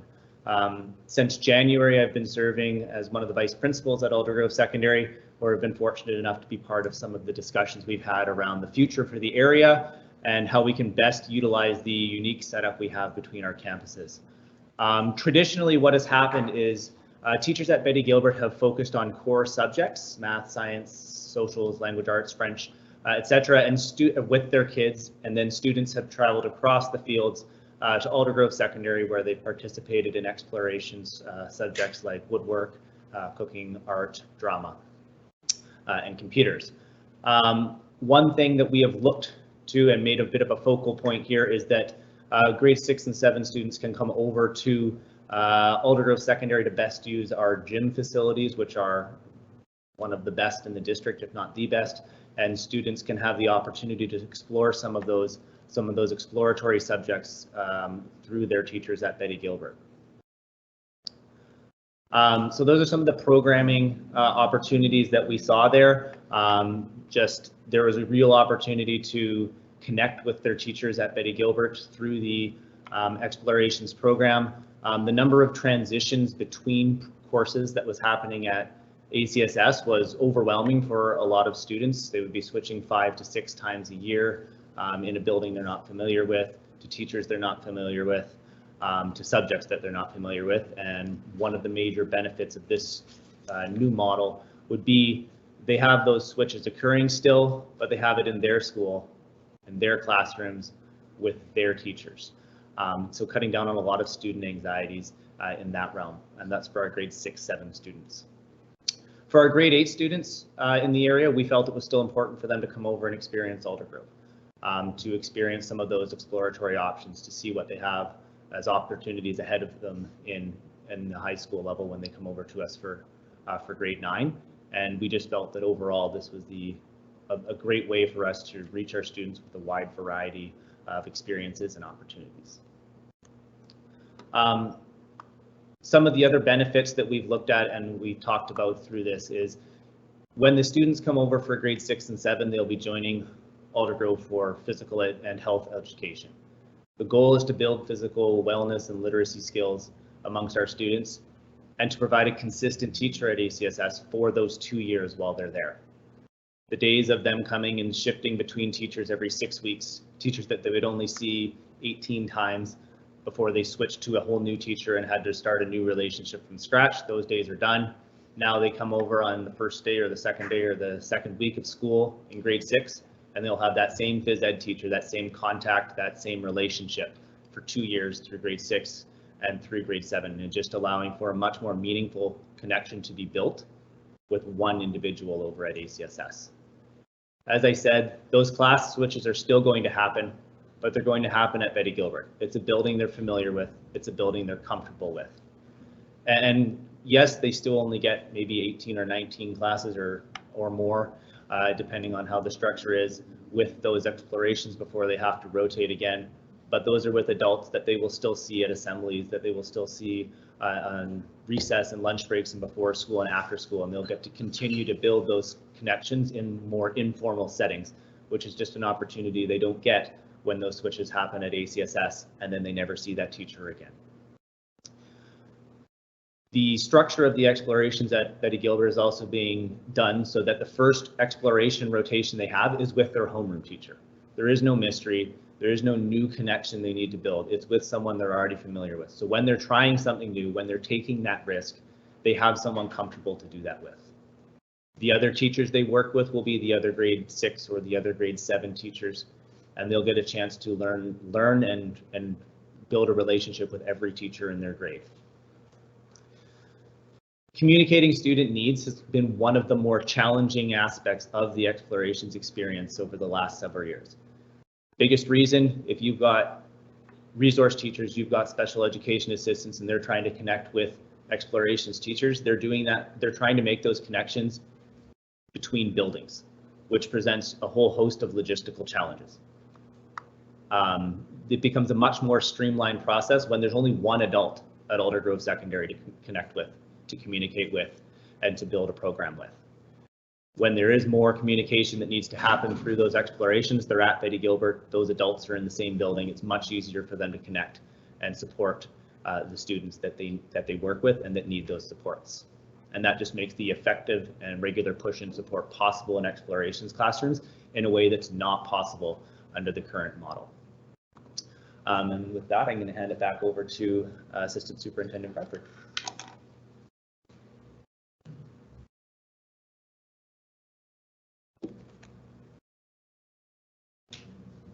Thank you, Mr. Kilbert. And just going off just that great work that we went through together as a team to ensure the success for our students, really being reflective and making sure that we're setting our students up for success through those relationships they have, through the structures that they have within their own understanding of conditions for learning in terms of what's going to set them up for success.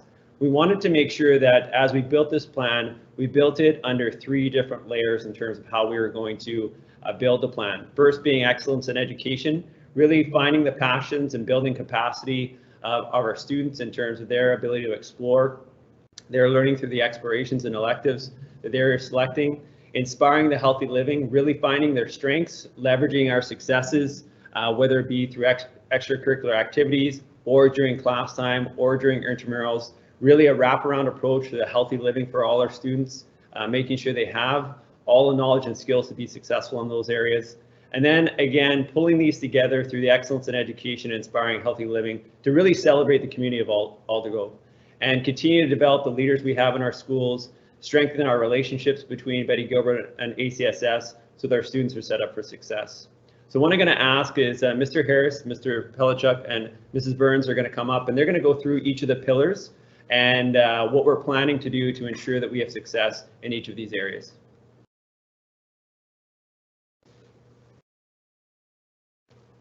Thank you, Mr. Bradford, and good evening. One of the things that we are extremely excited about is to be able to have these grade 6-7 explorations at Betty Gilbert next year. It's an opportunity for us to build school culture and bring about an even greater sense of belonging, build culture through the addition of these expos. So no longer are students feeling like, oh, we're just doing academics at BGMS, but now they get these hands-on opportunities that they're passionate about. It's a way for them to explore their passions and to see what they can carry on and do in the future, whether that's carried on through the high school years, but it's also to see in these little snippet of times through 6 weeks, what are the areas that I just love and I want to continue and be passionate about. So drama is one of them, digital storytelling, guitar, leadership. Leadership is an area that we really wanted to focus in on at Betty Gilbert. And a lot of times when they're coming from the elementary school, then they have leadership opportunities as grade 5s, and then we weren't actually giving them opportunities again until grade 8 to dive into web, into our leadership program. So through this, we're adding a leadership program as well to our explorations to be able to develop those leaders in Aldergrove through 6 and 7, and it's a natural progression right along into the grade 8 programming as well. Visual arts and computers will be continuing on, and we're adding some different things in terms of videography and photography as well, which is very exciting for our students. And it will just create an excitement in the hallways. It will create a buzz in our school just around what is happening. And we love that our students are going to be able to collaborate together and with these teachers build those relationships as Mr. Kilbert was speaking about. So the opportunity for all of our grade 6 teachers to get to know and be able to be teaching through explorations every one of our grade 6 students just means another caring adult that is connecting to our students in grade 6, as well as the same thing that's occurring in grade 7. Here is an example which has been delivered to our back area on our grass field there, but this is a triple wide portable that is just one of the many different things that we are working through in order to create new spaces for students in order to do some of these exploration classes, but not only just for explorations. It's breakout spaces and opportunities whereby teachers can collaborate together in these new spaces. We've had to, in the past, we've had so many students and it's been so tight within our own school and classroom spaces that we haven't had opportunities to actually continue our breakfast program on because we had to give up one of those spaces for an actual class to take that over. And so now we're able to take that back. We have 2 other portables that were delivered to us this year, which has been fabulous. And we've been able to do some shifting and have that breakfast program return as of next year, have an additional exploration space through that these other spaces created in our school, and also have another space for our youth worker and our Aboriginal support worker to be able to connect with students, which is really exciting for us. So this is going to be called something around the studio. There's going to be a lot of visual arts type activities that are going to be happening, but we want it to be a real arts centered space because it's going to be quite large as they're connecting all of these portables together and opening that up. And that's an exciting piece for us. Something else that's exciting is obviously a natural transition is for our grade 8s to be starting to connect with those high school teachers through explorations as well, which has been happening. That way they have those relationships built for when they head into grade 9, and they already have some caring adults that they've connected to along the way. Something that we brought up with ACSS as we were having these discussions and with Mr. Palachuk was the fact that we really wanted to look at the opportunities that we were giving to our grade 8s through the explorations, and could we tweak some things or give them more opportunity for choice. So before they didn't really get much of a choice, they just did 6 different explorations. Now what we've been able to do with the addition of these extra exploration classes is that our students will get choices in areas of passion. Grade 6 and 7, they will have certain ones that they'll be participating in. We'll also take feedback in grade 6 and 7 and see like which are the ones that you really, really enjoy and what do we need to offer in the future in order to enhance those opportunities. So we want to thank ACSS for opening that up and allowing us some new opportunities as of next year. I think photography is a new one, media literacy and AVID is a new one as well, and as well as expanding the programs that were already there before. I'm going to ask Mr. Palachuk, I think, to continue on. I don't know if you have anything else to say with regards to any of these.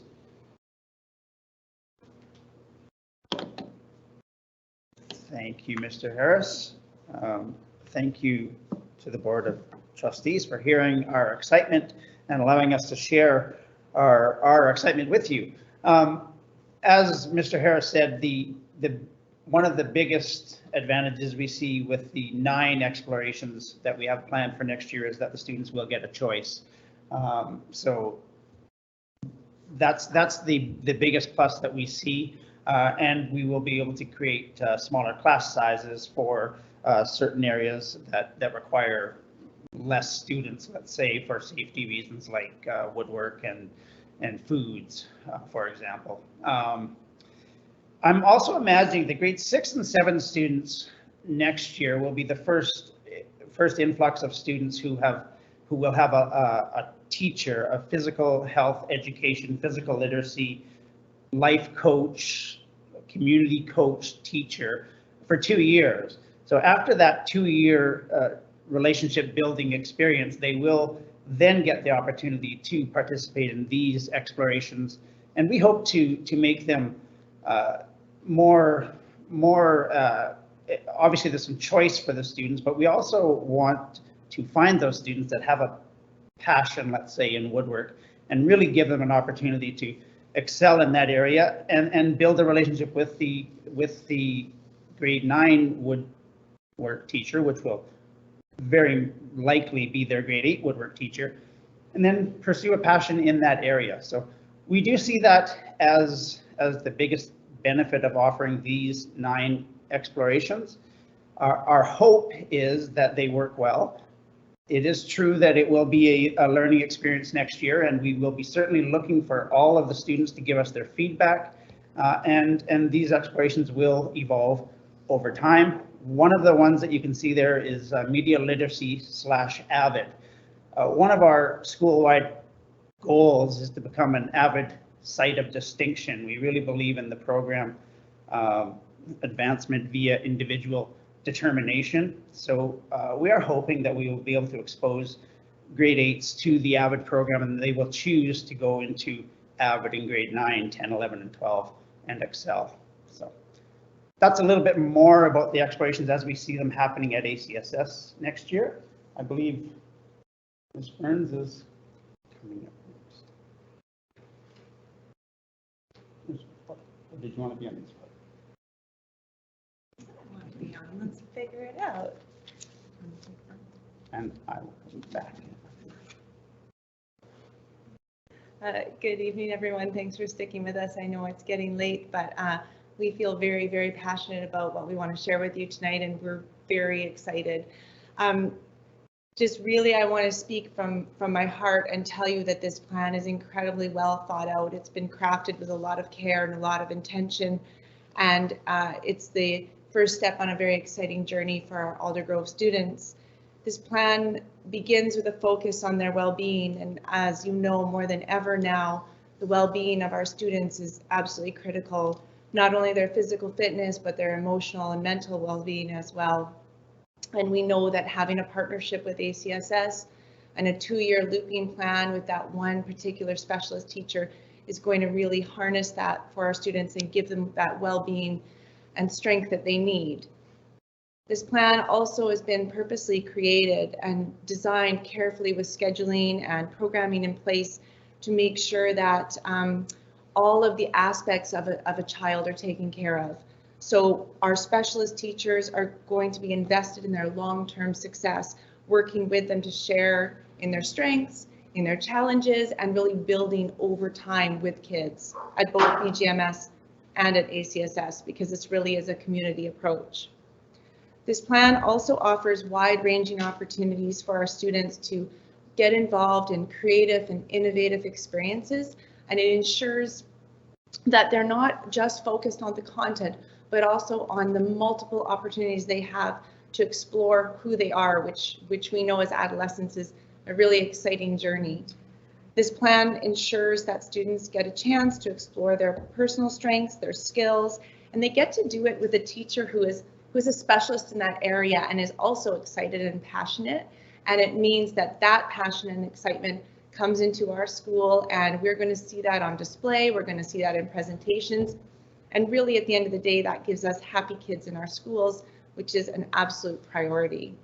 This plan strengthens the community and the cohesiveness between our two schools. It ensures that staff are collaborating and communicating and committed to the communication of making sure every student has access to explorations and has access to a really strong piece of educational experience in explorations, in academics, and in their health and fitness. Basically, this plan overall puts our students at the front of everything, and it makes sure that their well-being and their happiness is taken into account.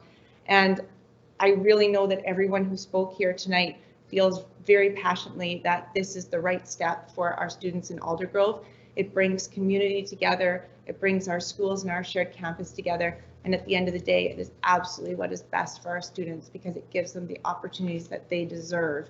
And just speaking from my heart and knowing the kids that I spent all day with today and yesterday and all this year, they really do deserve this, and it's a very exciting step for all of us. So thank you for taking the time to listen to our presentation this evening.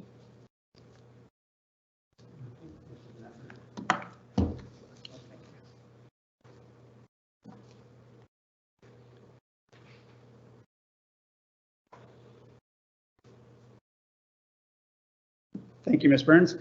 We also wanted to speak a little bit about what Mr. Gilbert was talking about when the grade 6-7s come to ACSS and they are welcomed by one teacher. In our view, the 6th grade 6 classes and the 6th grade 7 classes at Betty Gilbert will each have a transfer of one teacher to one teacher at ACSS. And our purpose for sure, no doubt, is to expand on the athletics success that Aldergrove is known for. We do believe that we have the facilities, we do believe that we have the interest, we have the students who want to excel in community sports, team sports, and we definitely want to move that way.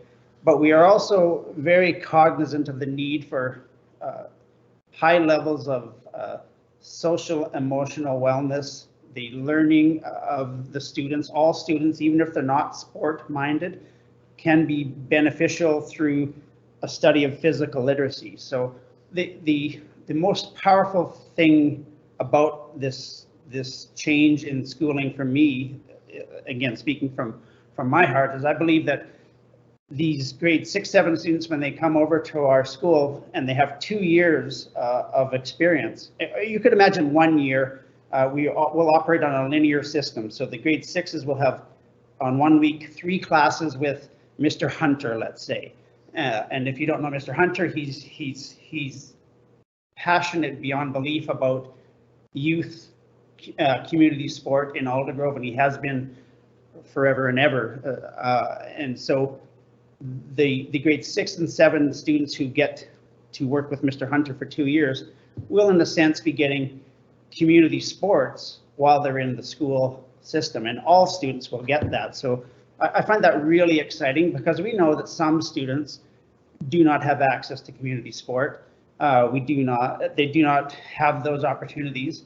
And we want to give that opportunity to all of the students who come to ACSS.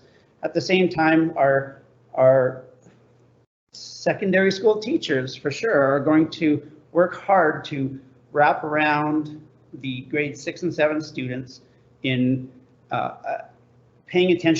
really paying attention to the students' needs more than to the students' subject area or the subject area that they are teaching. So if that explains my excitement, I think that's where the real benefit of this change is. And I know it will be something that needs to be explained to a lot of our parents, but we will do that. And in the long run, we hope to have health and wellness, social emotional wellness, well-being of all the students as a theme that's felt throughout the entire grade 6, 7, 8, 9, 10, 11, 12 communities, because we're really going to work hard to be a combined campus who operates on that line of thinking. We have had our resident muralist, Dean Lauze, who has had the opportunity to paint many, if not all, of the gymnasiums in the secondary schools in Langley. He's done this work recently, and you can see that most of those pictures where it says make room, gotta dance, gymnastics, dodgeball, and fitness, those are 4 walls in the gymnastics gym. So that's one gym. So when the students go in there, our students, when the ACSS students now go in there, they're amazed and they're appreciative of it's a cosmetic upgrade, but it really adds to the excitement of the things happening. The other images you can see, those are from our weight room area. We have a fabulous fitness and training center at ACSS. It's enough to make you cancel your membership at Gold's and go there if you work there. So Dean Lauze recently painted those images in there. So we're really excited about those changes. We would like him to finish off the mural in the large gym that he began 4 years ago, and we're ready for him to do that. We just need he needs some time because he's very sought out for demand. I believe he's at LSS right now painting their gym. So FitCore, I don't think I'm the best person to talk about FitCore other than I'm excited about it. I don't know if Assistant Superintendent Bradford would talk about it.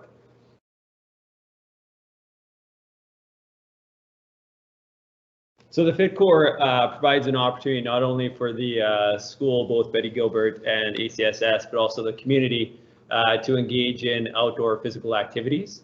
And in putting this plan together for the FitCore, we needed to ensure that it was going to be capable that all students would have access to the FitCore. So some of the work we've done is to ensure that the equipment that we're using through the FitCore will have access points for all students in terms of how they utilize the FitCore. Also just internally within the structure and also externally in terms of pieces of equipment that will be accessible for all students at all times. And we really want to make this a showcase in terms of the work we're doing around the physical health education and literacy of our students as we work collaboratively together. And also there's some work here around collaboration and team and utilizing grade groups and teams to work collaboratively together to get from one side of the FitCore to the other side of the FitCore with individual students and just working collaboratively together.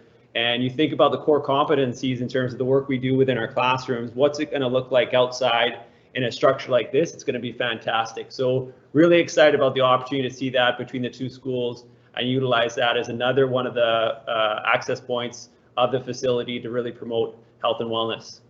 So pulling it all together, it really is about celebrating community. So the programming and scheduling really speaks to this pillar in terms of just making sure that we're having the connections for our grade 6 and 7 students with their staff, making sure that we transition them carefully through the 6 to 12 model, making sure that we're connecting our PE staff with our Betty Gilbert students in grade 6 and grade 7. One of the key features of a middle school is that we loop students, and Betty Gilbert will be the only school that has 6-7s looping through PE. So they're going to get another opportunity to build those successful relationships with teachers over a 2-year period. So that's exciting for them to be a part of that. They're also going to be able to celebrate their own successes at the school through the explorations that they have, again, in a familiar environment with teachers that they know.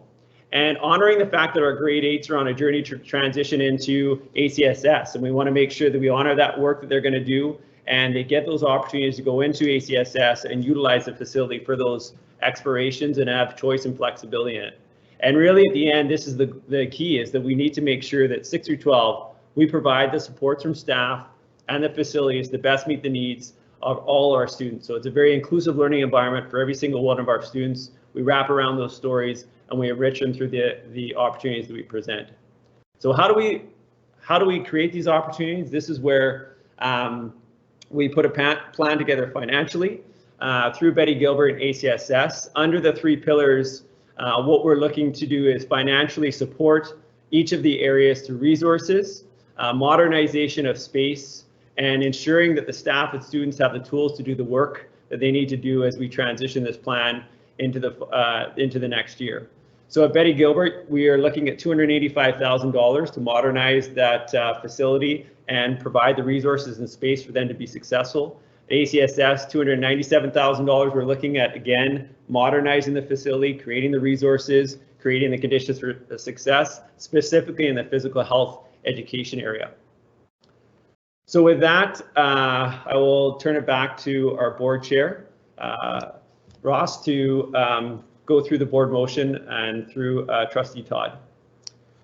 And thank you very much for that wonderful presentation. Very inspiring, very excited. Before we do that, though, I do need to have a motion to extend for 20 minutes. So can I have a motion? I think it was Trustee Perot is moving it, and Trustee... Actually, point of order, sorry, Chair Ross. We already have a motion on the floor at the moment, so we can't make another motion right now. Okay, and that's fine. That's a good point. Okay, they'll just go on then. So let's, Trustee Todd, would you like to read the motion and get the mover and seconder? Thank you, Chair Ross. I'll turn on my camera. Okay. The Board of Education School District 35 approved the restriction of $582,200 for implementation of educational enhancements to programming and staffing to the middle and secondary level in the Aldergrove region from the $1,704,000 internally restricted for infrastructure replacement, and hereby request staff to proceed to implement the plan. I need a mover. Yeah, you need and a seconder. Seconded by Coburn. Thank you. Thank you. All those in favor? Point of order, I think we need to have debate on the motion or questions. It's a little quick, isn't it? Yeah. I was hoping to get through this quickly. Okay. So I'm not sure if because this was the finance facilities, am I running this portion, or I believe the question should go through the chair? Apparently I am running it. My apologies. It's a little unique for myself as well. So I'll run it. So I'll take the questions. Do trustees have any questions on the motion? I believe there's a speakers list. Okay. I don't see a speakers list. Oh, no, I do have a speakers list. I'm sorry. Trustee Fox, Ward, Pearl, Wilson. Right. Okay. Trustee Fox first. Thank you. Thank you, Chair Ross. Just a quick comment. This is an outstanding plan. And as many of you know, I've been invested in Aldergrove for a long time, and having been principal of both these schools and seeing the whole plan evolve over the years, being part of the discussion initially with the middle school option, I think this is outstanding. I sense the enthusiasm with the administration, and I'm sure that permeates down into the staff. And as the students get to be aware of it, it'll be great. So I think I'm fully in favor of this. I think it's awesome. You missed one piece of the puzzle and one of the improvements, and that is the fact that the computer lab that was built as a computer lab at Betty Gilbert is now going back to focus on technology as its main function. So I think that's another added benefit in this plan, although it's not a quite in your face, but it's part of it. So thank you. Okay, and now, thank you, Trustee Fox. Trustee Ward, please. Okay, thank you very much. I just want to say that, yeah, I'm in support of this as well. I'm very excited about it. Initially, I was going to ask questions with respect to financial breakdown, but I realized this is high level, and some of that was covered through the presentation anyhow, as far as what are the actual facilities. So we got the portables and joined and certain spaces like that. So I'm glad those questions were answered. Very excited about these inclusive areas with respect to the fit core area. Looks fantastic, and the artwork, which really helped to build up that atmosphere of physical literacy, where everybody can kind of get involved at their own level. And I'm especially like the dodgeball wall, but I'm very much in support of this, and I think it'll be a welcome addition to Aldergrove. Thank you. Excellent. Thank you, Trustee Ward. Trustee Pro, you had a question, please, or a comment? Hi, thank you through the chair to Assistant Superintendent. Firstly, a fabulous plan. Really love it. I love athleticism, and so I always think it, from a self-regulation perspective, it's just always a good thing for our kiddos. It doesn't matter who they are. So I'm really excited about that. A couple of things I picked up. One piece was that I just really loved, and I think it was Mr. Palaschuk who mentioned it, but I'm not sure, I might be wrong, regarding having the life coach there and that mentorship experience occurring for our kiddos. That's so fabulous. What we know about attachment connection with kids, especially, they learn best when those relationships are developed and they're not transitioning constantly. And so that's such an important piece for our kids, and I love that moving from one educator to another between the schools. It's super awesome. Two things that stand out as a point of question for me. One, at one point in the conversation, in the presentation, we were talking about push and supports becoming more effective, and because of the connection that is being provided, etc. Will there still be pull-out options for the students who need it according to their learning support needs? The other part was we talked about access points to the structural system outside, and I didn't hear this, and maybe I missed it, and it's absolutely possible, but are we going to have staff who are going to be capable of supporting students who may have challenges with their fine and or gross motor skills to be able to access the equipment physically outside of being able to, getting onto the turf? Are those supports going to be there? And finally, I mentioned this once before, but what will our front load look like for our families and transitioning and supporting those transitioning pieces for our student with needs going through this program? Yeah, so in terms of the first question around push in and pull out support, I think again, you mentioned it, Trustee Perot, we have to meet our students where they're at, and we have to be very careful in terms of what access points are working for them. And certainly the resource team at ACSS and Betty Gilbert, looking through the supports that work for individual students, they recognize those students that maybe need to take a little bit more time to have those supports with inside the class, and also the environments outside of class that they're going to be conditioned to work really well in. So again, there's outstanding people on the ground doing this work with the support staff and the resource teams, and they utilize those individual plans they have for their students to recognize when does the push in support happen, and the resource teacher goes in and co-teaches and co-plans with that teacher, and then when does the resource teacher take students out to have specific targeted time that they need support, whatever that support may look like. As for the fit core, in terms of utilizing the fit core, worked alongside Habitat to identify pieces of equipment that would be utilized for different motor development needs for each student. And so one of the things that I requested after our finance and facilities meeting is that Habitat work alongside our staff to showcase some of pieces of the equipment in terms of how students can utilize them in different ways. So depending on the needs of the student and the pieces of equipment that they're utilizing, Habitat will be there to train alongside our support staff and resource teachers and teachers to utilize the equipment effectively for all students with all needs. And that was a really important goal for us, along with not only having access points into the equipment, but also having opportunities to have equipment outside of the fit core that could be utilized by anyone that needed to use it. So we have a plan in place to make sure that staff, when they're using it with students, have the ability to be trained alongside Habitat to utilize it in an effective way. And then your last question, I can't remember it.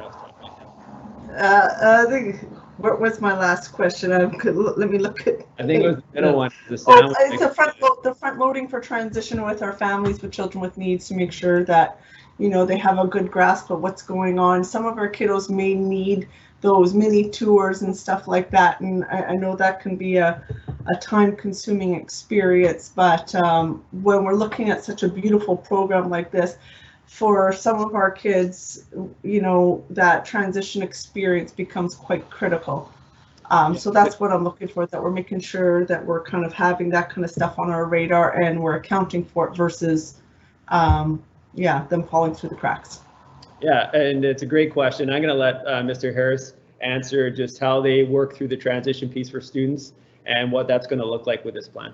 Perfect. And while he's coming, I want to thank you about that fit core. That's a really exciting front load of training for our staff. That's super excellent. Agreed. And we actually got an opportunity to show some pictures and some things to our grade 5 students, because we actually, as part of our transitions, myself and Ms. Burns, Vice Principal, we went over to our feeder schools and we've been doing presentations and speaking about the school, and there's been a lot of positive feedback, which has been amazing. We've also had many transition meetings actually underway already. And for that exact reason is that we knew that many of them needed access to our school and needed to have those meetings together with meeting some of the adults in the building and also doing some tours and checking out facilities and easing some of those the anxiety around coming to a new school. So we've actually scheduled quite a few of those already with our resource team and with some of our SEAs and our youth worker, and been into next week and the week after. We have several 20-minute slots and longer if needed to be able to have those discussions. So we're excited about that. It's been a great way to be able to get to know a lot of the students too. It is more time consuming doing it that way, and you have to do it in small groups, but I think it's well worth it and well worth the investment. So you people are superstars. Thank you so much. That's profound, heavy lifting. It doesn't look like it in the background, but I know it is, being a parent of children with needs. And I know the community deeply appreciates that kind of attention to detail to support our students as a whole, because we know when our children who are in that intersectionality group are lifted up, the whole community is lifted. And so that was just a really well executed plan, and I thank you for that care. Thank you. Thank you, Trustee Perot. And last question is Trustee Marnie Wilson. Thank you, Marnie. Great. Actually, Trustee Perot asked most of my questions, and I think they were answered, but I did just want to comment and say that I'm really happy to hear that Betty Gilbert will be getting back their breakfast club and some of their spaces will reopen up. That's really great. And I guess just one little part that I wasn't sure if we touched on was that I heard in your presentation about how there will be consistent teachers at the high school and consistent teachers at the middle school, and the students will go back and forth, but typically the SCAs or the support staff move back and forth with students, and sometimes that's been challenging in the past. I'm just wondering, has there been any talk or any opportunities looked at for having some of the students be exposed to more support staff, and say having some workers either work at both schools so that they're seen in both buildings and more familiar to kids, or is everything still going to be separate? Well, I think one of the things, it's a really good question, because one of the things that with going through this plan of really utilizing the facilities and utilizing the staff like they've done in the past. But I think there's going to be more attention to it now, is that really that communication between the two schools is key. And we need to make sure that there's a strong partnership between ACSS and Betty Gilbert.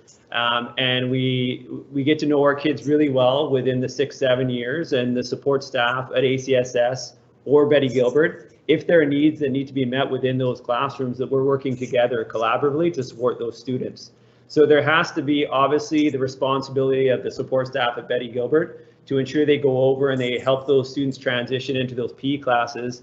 But also there's a great resource staff at ACSS that always puts kids first. And if there are needs that need to be met within those time slots that they can support with, certainly the communication between the two resource teams, the two administrative teams, is going to be something that we continue to work towards as a group, so that we know that this is a shared opportunity for both schools, and that the support staff are being really cared for in the whole process as well, to make sure that they're not too overwhelmed by all the things that are going on. And that the biggest thing is that our kids are getting the support when they need that support by caring adults that we have at ACSS and Betty Gilbert. Great. Thank you so much for all your work, everybody, that you've done on this. Thank you. And if I could just make a few comments myself, I'm so impressed. I mean, what's there not to like? This is such a good news story. I almost want to go back to school, almost. The fit core is just outstanding. The 2-year looping, absolutely love. And of course, the constant attention to relationship building. How can we go wrong? This is just absolute gold. And I just looking forward to a monitoring report. In a year, you got to come back and tell us about what you learned. So, so thank you. So we have a motion on the floor, and it's been moved by Trustee Fox and seconded as well. And so I'd like to call the question, please. The Board of Education of School District Number 35 Langley approves a restriction of $582,000 for implementation of educational improvements, enhanced programming and staffing at the middle and secondary level in the Aldergrove region from the $1,007,004 internally restricted funds for infrastructure replacement, and request staff to proceed to implement the plan. All those in favor, please. Can I see your hands? And it is unanimous as well. Thank you very much. We're going on to electric buses, but before I do that, I would like to just have a motion to extend, just to respect the board's time. So Trustee Ward moves it, seconded by Fox. Thank you very much. All those in favor of extending the meeting for another 20 minutes? Thank you very much. Okay, it is passed unanimously as well. And the last item we have is electric buses. And I think this is still in my bailiwick, but I'm going to hand it over to the Secretary Treasurer for an explanation. Thank you, Chair Ross. At the Finance Facilities meeting, there was another motion that came out that was in the board package to restrict some funds for electric buses. I want to provide just a brief little update on that. As we've already shared this evening, part of our capital plan was that we were approved for 3 buses, and the district is pretty excited to try to start out with 2 electric buses, the first 2 in the district, that the district is hoping to purchase. The ministry allows us to do electric buses. The district is required to fund any difference between the cost of what is approved by the ministry in the funding letter of the $140,000 per bus, and all the rebates and all the grants that come with it. And so there is a cost to the district, but the district would like to trial these 2 buses to see how this works within our district. The ministry indicates that with the purchase price, the grants, and the funding for the buses, it works out to about an extra $95,000 per bus after all the rebates and the funding from the ministry. Based on the studies done by ministry staff and people in the industry, it's estimated that we save about $12,000 per year in operating costs per vehicle. So you can see that the payback is pretty good on that, even though that there is a higher investment cost. It would require us to put in 2 charging stations for those 2 buses. The plan right now is to put those out at Aldergrove Secondary and have those buses service that area there. So the staff are asking the motion in front of you to restrict from that infrastructure amount to $200,000 for the district to purchase the first 2 electric buses. With that, I hand it over to Chair Ross. And thank you very much for that explanation, and we're very excited about that. So now get the motion on the floor that the Board of Education of School District number 35 Langley approves the restriction of $200,000 for the purchase of 2 electric buses from the $1,007,004 internally restricted for infrastructure replacement. Can I get a mover for that, please? Trustee Fox and Trustee Todd is the seconder. And is there any comments or questions about this? Okay, Trustee Ward, go ahead. Oh, thank you very much. Yeah, the question that I have is with respect to payback. Like, I love electric vehicles. I think it's great, but obviously we have to look at it long term. So, and nobody's really done this before with respect to how long are these things going to last. But are there any projections? So if you're saving $12,000 per year and they cost us extra 19, I can do the math and figure out when we get payback. But do they last as long? Do they last longer? Where are we at with respect to lithium ion technology right now? Yeah, like you said, there haven't been studies as to how long. The ministry has done the projection over 10 years, which is what they think that they'll definitely last, the 10-year time span. And it does have the payback within that time period. Obviously, whether it lasts 15, 20 years, that still is to be determined. Obviously, I think the first school buses in BC were done this year by districts that were approved for funding last year, and they're now just hitting the road. And I think there was 10 or 13 in that range districts that put 1 or 2 buses on the road in BC this year. So we didn't actually have any funding for buses last year. This is the first time in a number of years that we've had funding. So it's the first time we've been able to look at doing a trial and seeing how these work within our district. May I have a follow-up question, Chair Ross? Yes, go ahead. You bet. Thank you very much. Okay, so thank you very much. That's great. I'm excited about this. The follow-up question is just regarding how long do we expect our regular buses to last? What do we depreciate them to and then dispose of them at 20 years? They're done by the ministry has a formula, and it's based on a combination of mileage and years, so it's not a set answer, unfortunately. Okay, thank you very much. I appreciate that, Tony Ward. And now to Trustee Todd. I think you had your hand up as well, or a comment. Yeah, once again, I think this is super news for our district. I believe within the 10 years there will be a payback. Again, I'm not a financial wizard on this, but if I think you do 10 times 12,000, all early indicators of anything electric is that the maintenance cost goes way down. The wear and tear on those working parts is way less. And I also believe there's carbon offset credits that also flow through that we can claim. You know, it might only be minimal, but there is a direct saving there as well. And yeah, I think it's a great place to start. Who knows, down the road, maybe there'll be seat belts in them as well. I don't know if you're going to respond, Brian. Is there carbon offset credits? It will reduce our carbon bill that we have to pay. So, in effect. Very good. Thank you very much for that presentation. And now we have it moved and seconded. I think all the questions have been asked. So it's on to the question. Can I get it? All those in favor, please, of the motion? And it passed unanimously as well. Thank you very much. Okay, is there any new business tonight for trustees? Seeing none, we'll go on to trustee comments. And I've been asked not to have Trustee Coburn go first, so I'll let her go last. So let's start with, oh gosh, let's just do Trustee Charlie Fox. He's the new guy on the campus, so we'll let you start out with trustee comments this evening. Well, I mean, this has been an awesome board meeting. Some very, very significant decisions being made here. Let's go from back to front. I mean, the electric buses, my wife and I bought an electric car, and I can tell you how much money we're saving just with a simple little electric car. it's amazing. And the technology's there. Excellent questions, Trustee Ward, about length of time, wear and tear, and so on and so forth. But I can tell you, it's a huge savings.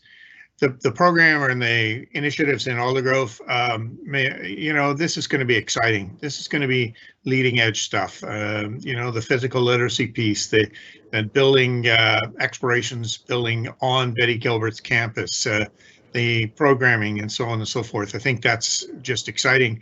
And the last thing, and I'm sure there's others out of this meeting, but the capital plan letter that we've got, the support we've got from the ministry this year, when your Secretary Treasurer says you're going to get an A, you're going to, you've done well. And I think that's a credit to this board as a whole. I might be new, but I have been part of that discussion, part of the formation of that. And I think the 7 of us can be very proud of the accomplishments we've done tonight. Thank you. Thank you, Trustee Charlie Fox. And now on to Trustee Monty Wilson, please, for your comments, please. Great. Thank you so much. There was some amazing stuff done at this meeting, and it's our last meeting of the year. So I want to start by just expressing my deep anguish at the discovery of the 215 bodies at the Kamloops Residential School, and just pay my respects to all of those families. If you get a chance, please take a trip to Derek Doubleday Arboretum and view the art installation titled A Moment to Reflect. It was created by Cecilia Ricci, a former trustee, and it's very powerful. As Cecilia said to me today, these gestures, gatherings, shirts, etc. are all valuable acknowledgements, but the real work will now need to begin. And I believe this district and this board is committed to that hard work. So I just want to assure people that we are acknowledging this and moving in that direction. Next, I want to offer congratulations to all of our grads. You have endured so much and persevered through a global pandemic. So this board is so proud of you, and we wish you all the best. And lastly, I just want to say thank you to all of our staff, students, parents for getting us through this very, very, very challenging year. I'm so proud of all the acts of kindness and community I've witnessed in this district this year. It's been truly inspiring. So please, everyone, take care, stay safe, and have a great summer. Yes. Thank you, Trustee Marnie Wilson. Now on to Trustee Suzanne Perot, please. Thank you, Chair. First, thank you to Lower Fraser Valley Aboriginal Society and Cecilia Ricci for our vigil that they very beautifully pulled together for our community to take pause this last week, and then again for the display that's on right now to honor and remember the lives of now 572 children found as of this moment. I thank our district leadership team for their care and compassion and guiding our staff through this time and supporting our community and being present. It's so important that we're present and we're listening and we're pausing. It's one of the most important pieces of work we can do right now is moving forward as a community. Some great things are going on. This last couple of weeks, we saw 2 logos created and unveiled, one at Langley Secondary. They are now Langley Thunderbirds with a beautiful logo created by Brandon Gabriel, who is the grandson of the late Chief Gabriel, who is from Cotton Nation and was a student at Langley Secondary and was one of the first Indigenous students there. Because of athleticism. Sad way to get into an educational system, but his legacy is living on through his grandson on that building, and it's very exciting. The artwork we got to see tonight, and then we saw the other one of Seawolves over at James Hill. And another beautiful piece of work and unveiling. that we saw there from Carmen McKay. That's some of our important work. Healing comes, communication comes, the story comes through art and through the stories and through listening, and these pieces become very important installations for our community, to which I'm thankful for. I'm super thankful for this program in Aldergrove and the work that is being done in it to support all students, and how clearly that came through tonight. That really excited me. So I just want to echo my excitement for that again to our leadership team.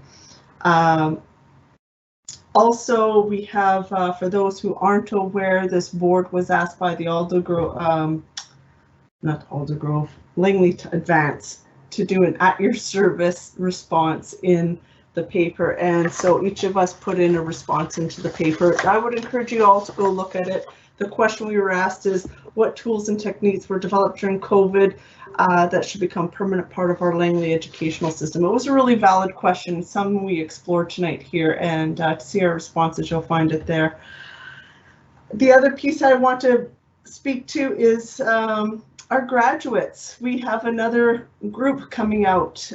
It's been an exceptional year for our graduates, with some incredible victories, but also some losses. I'm a parent of a graduate this year. I think Trustee Wilson is as well.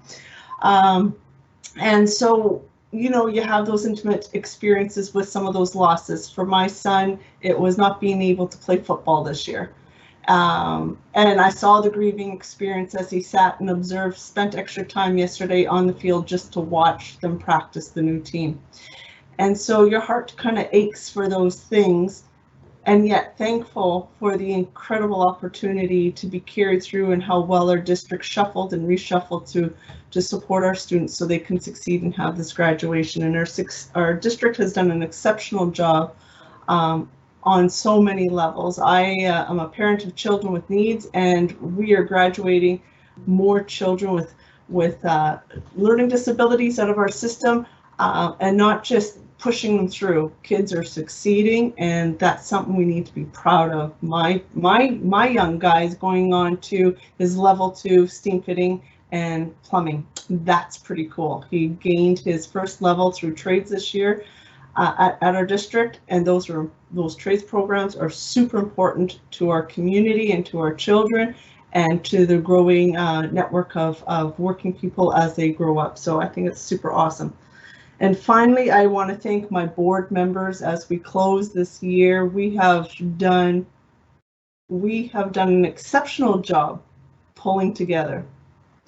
And I want to thank each and every one of you for that hard work, and for the good work that we did, and for the successes that we've come through. Trustee Colbert's performing, and you probably can't see her right now, but so I want to thank each and every one of you for that commitment to team and pulling through. And I thank our staff, and I wish you all a really fabulous summer. Thank you for your good words, Suzanne Perot. And now I'd like to hear from Trustee David Todd. Thank you, Chair. And thank you, audience. The events of recent weeks have impacted me greatly. In 1984, I graduated out of the Faculty of Education, and I looked around for a job, and my first job ended up on Lake St. Martin Reserve School. I went to work as a raw teacher, and I had the honor and good fortune to work with those wonderful kids at that school. At that school, I was the outsider. I came from Winnipeg, and the school was there, and I came in, and they slowly accepted me, and I taught those kids, and they gave me so much wisdom. I always say they taught me more than they'll probably ever know. And I got to know the parents, and those parents trusted us, and they put great faith in the education system, And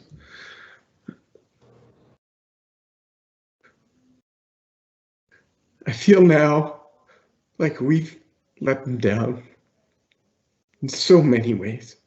You want to know a good word to start? Recommendations 71 to 76. They talk about missing children and burial information and the truth and reconciliation. That is a good place to start. Thank you, Justice Sinclair. We need to start the conversation somewhere. Miigwech. That's thank you in Cree. I want to shift gears a little bit. That's been heavy on my heart for a while. The last thing I want to do, and I'll come back to it, but now we're coming to the end of a school year.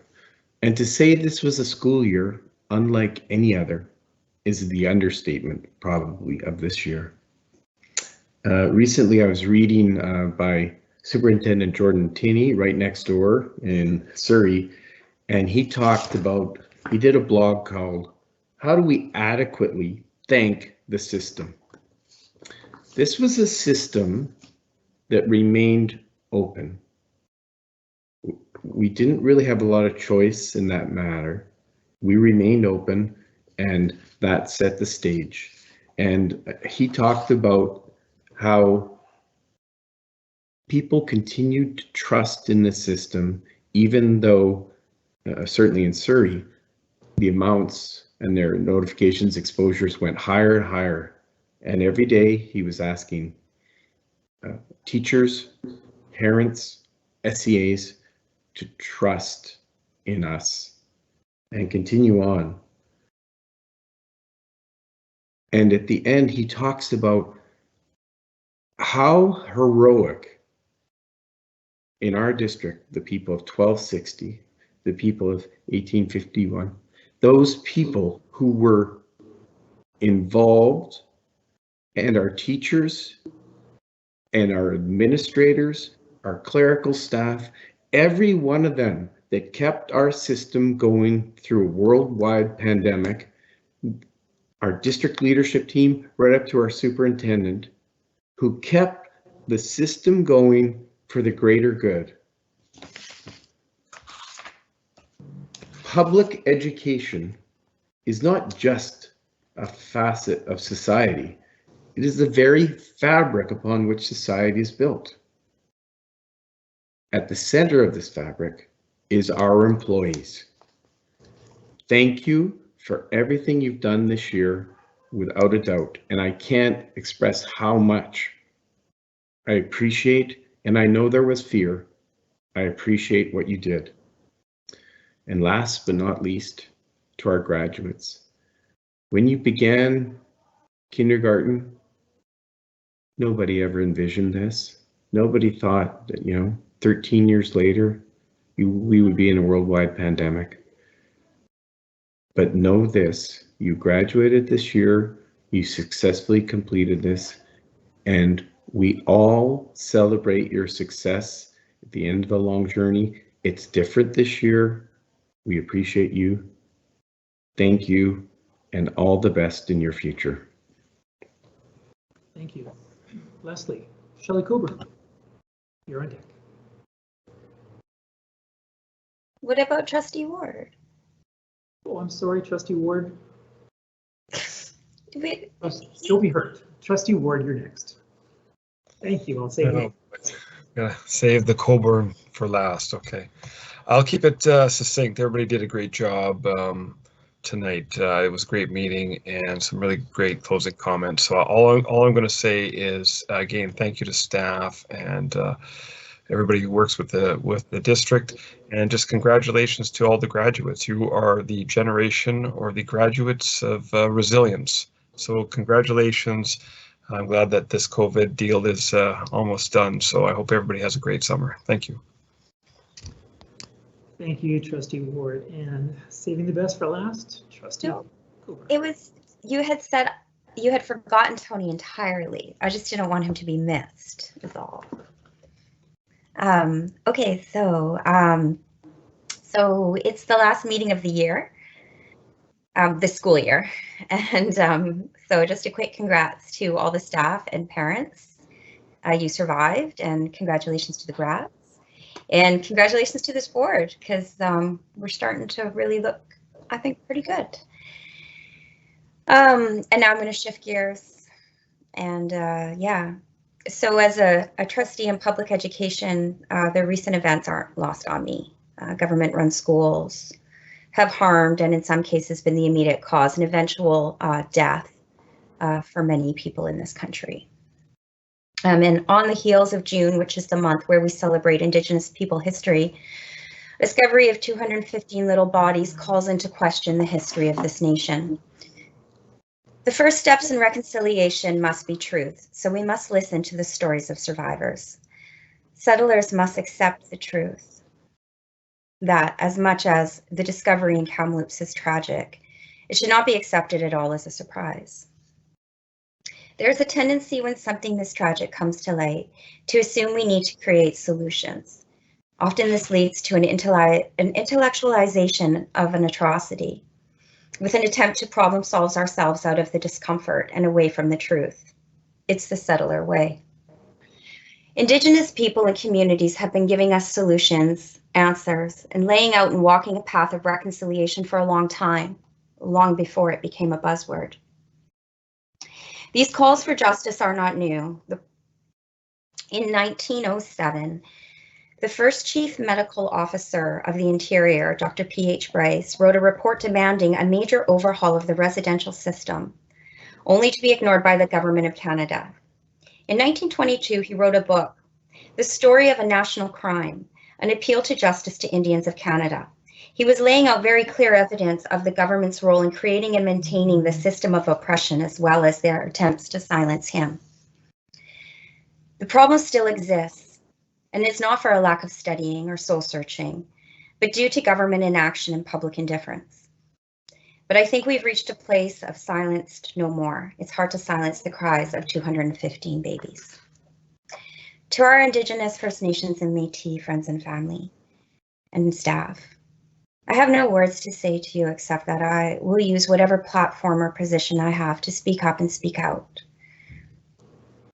Always, because this is my work as a settler. This is my part of work in this healing journey. This is not for you to carry for us. This is for us to do. This is our own heavy lifting. We have to use our positions to make space. We can never again go back to the days of this did not happen. These days are gone. These remains have made it impossible to deny that babies were stolen, they were killed, and they were dumped in a mass grave. There will be no more. The days and road ahead will be difficult, but we can do this. Nothing can change this. There is nothing I can say except that I am so sorry, and I will walk with you and beside you, and I will give you the space for your story to be heard. And finally, it's really been a heck of a year. To the staff in this district, you've knocked it out of the park. Well done. Gordon, Brian, are you guys for real? I really hope that we can take everything that we've learned in this past 16 months and apply it to the road ahead, and that we never look back, and that we learn from our past and we continue to move forward. And everybody enjoy a little break, because I have a feeling, and I'm also hoping, that we will be all back in person in no time. So be well. Have a great night. Thank you, Trustee Shelley Coburn. And my last comments before we get to question period. You know, I really can't say any more than what Charlie Fox and Marnie Wilson and Tony Ward and Suzanne Perot and David Todd and Shelley Coburn shared from their heart. So I won't repeat it. But I just think that there's something that I would like to say, and that's just how much I love our work, and that we have the opportunity to do great work and to make right wrongs and plow a new road. And so I do look forward to tomorrow. I look forward to the future.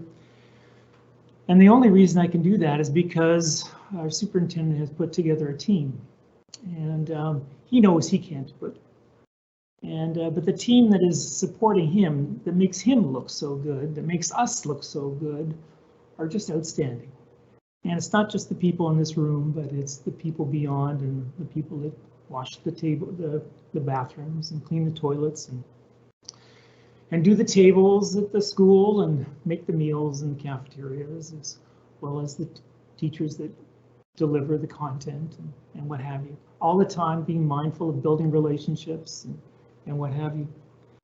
The culture that our superintendent and his team have created is world class. And today, folks, I get to be the board chair of a world-class district, and I couldn't be more happy. So I'm very proud of the good work. I'm very proud of you guys. I'm proud of what we've done, but I'm even more proud of tomorrow. I mean, Aldergrove, you look at what happened there. I mean, there's great hope when you look at that presentation. I'm just over the moon over that. On to question period. Due to the fact that public will be using an online platform for regular board meeting, the process for question period is as follows. The board will not be taking questions from members of the public in real time. We encourage members of the public to please submit their questions by emailing feedback@sd35.bc.ca. Questions will be accepted up for 1 hour after the adjournment of the meeting.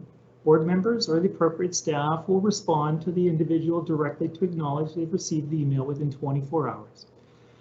Thereafter, a response will be provided to the individual. The purpose is to ensure that those present in the audience have an opportunity to obtain clarification concerning business conducted during that meeting. Priority will be given to responding to one question per person before considering further questions from any individual. The following will help the general public develop questions for question period at a board meeting that is in keeping with the goal of a respectful and focused meeting.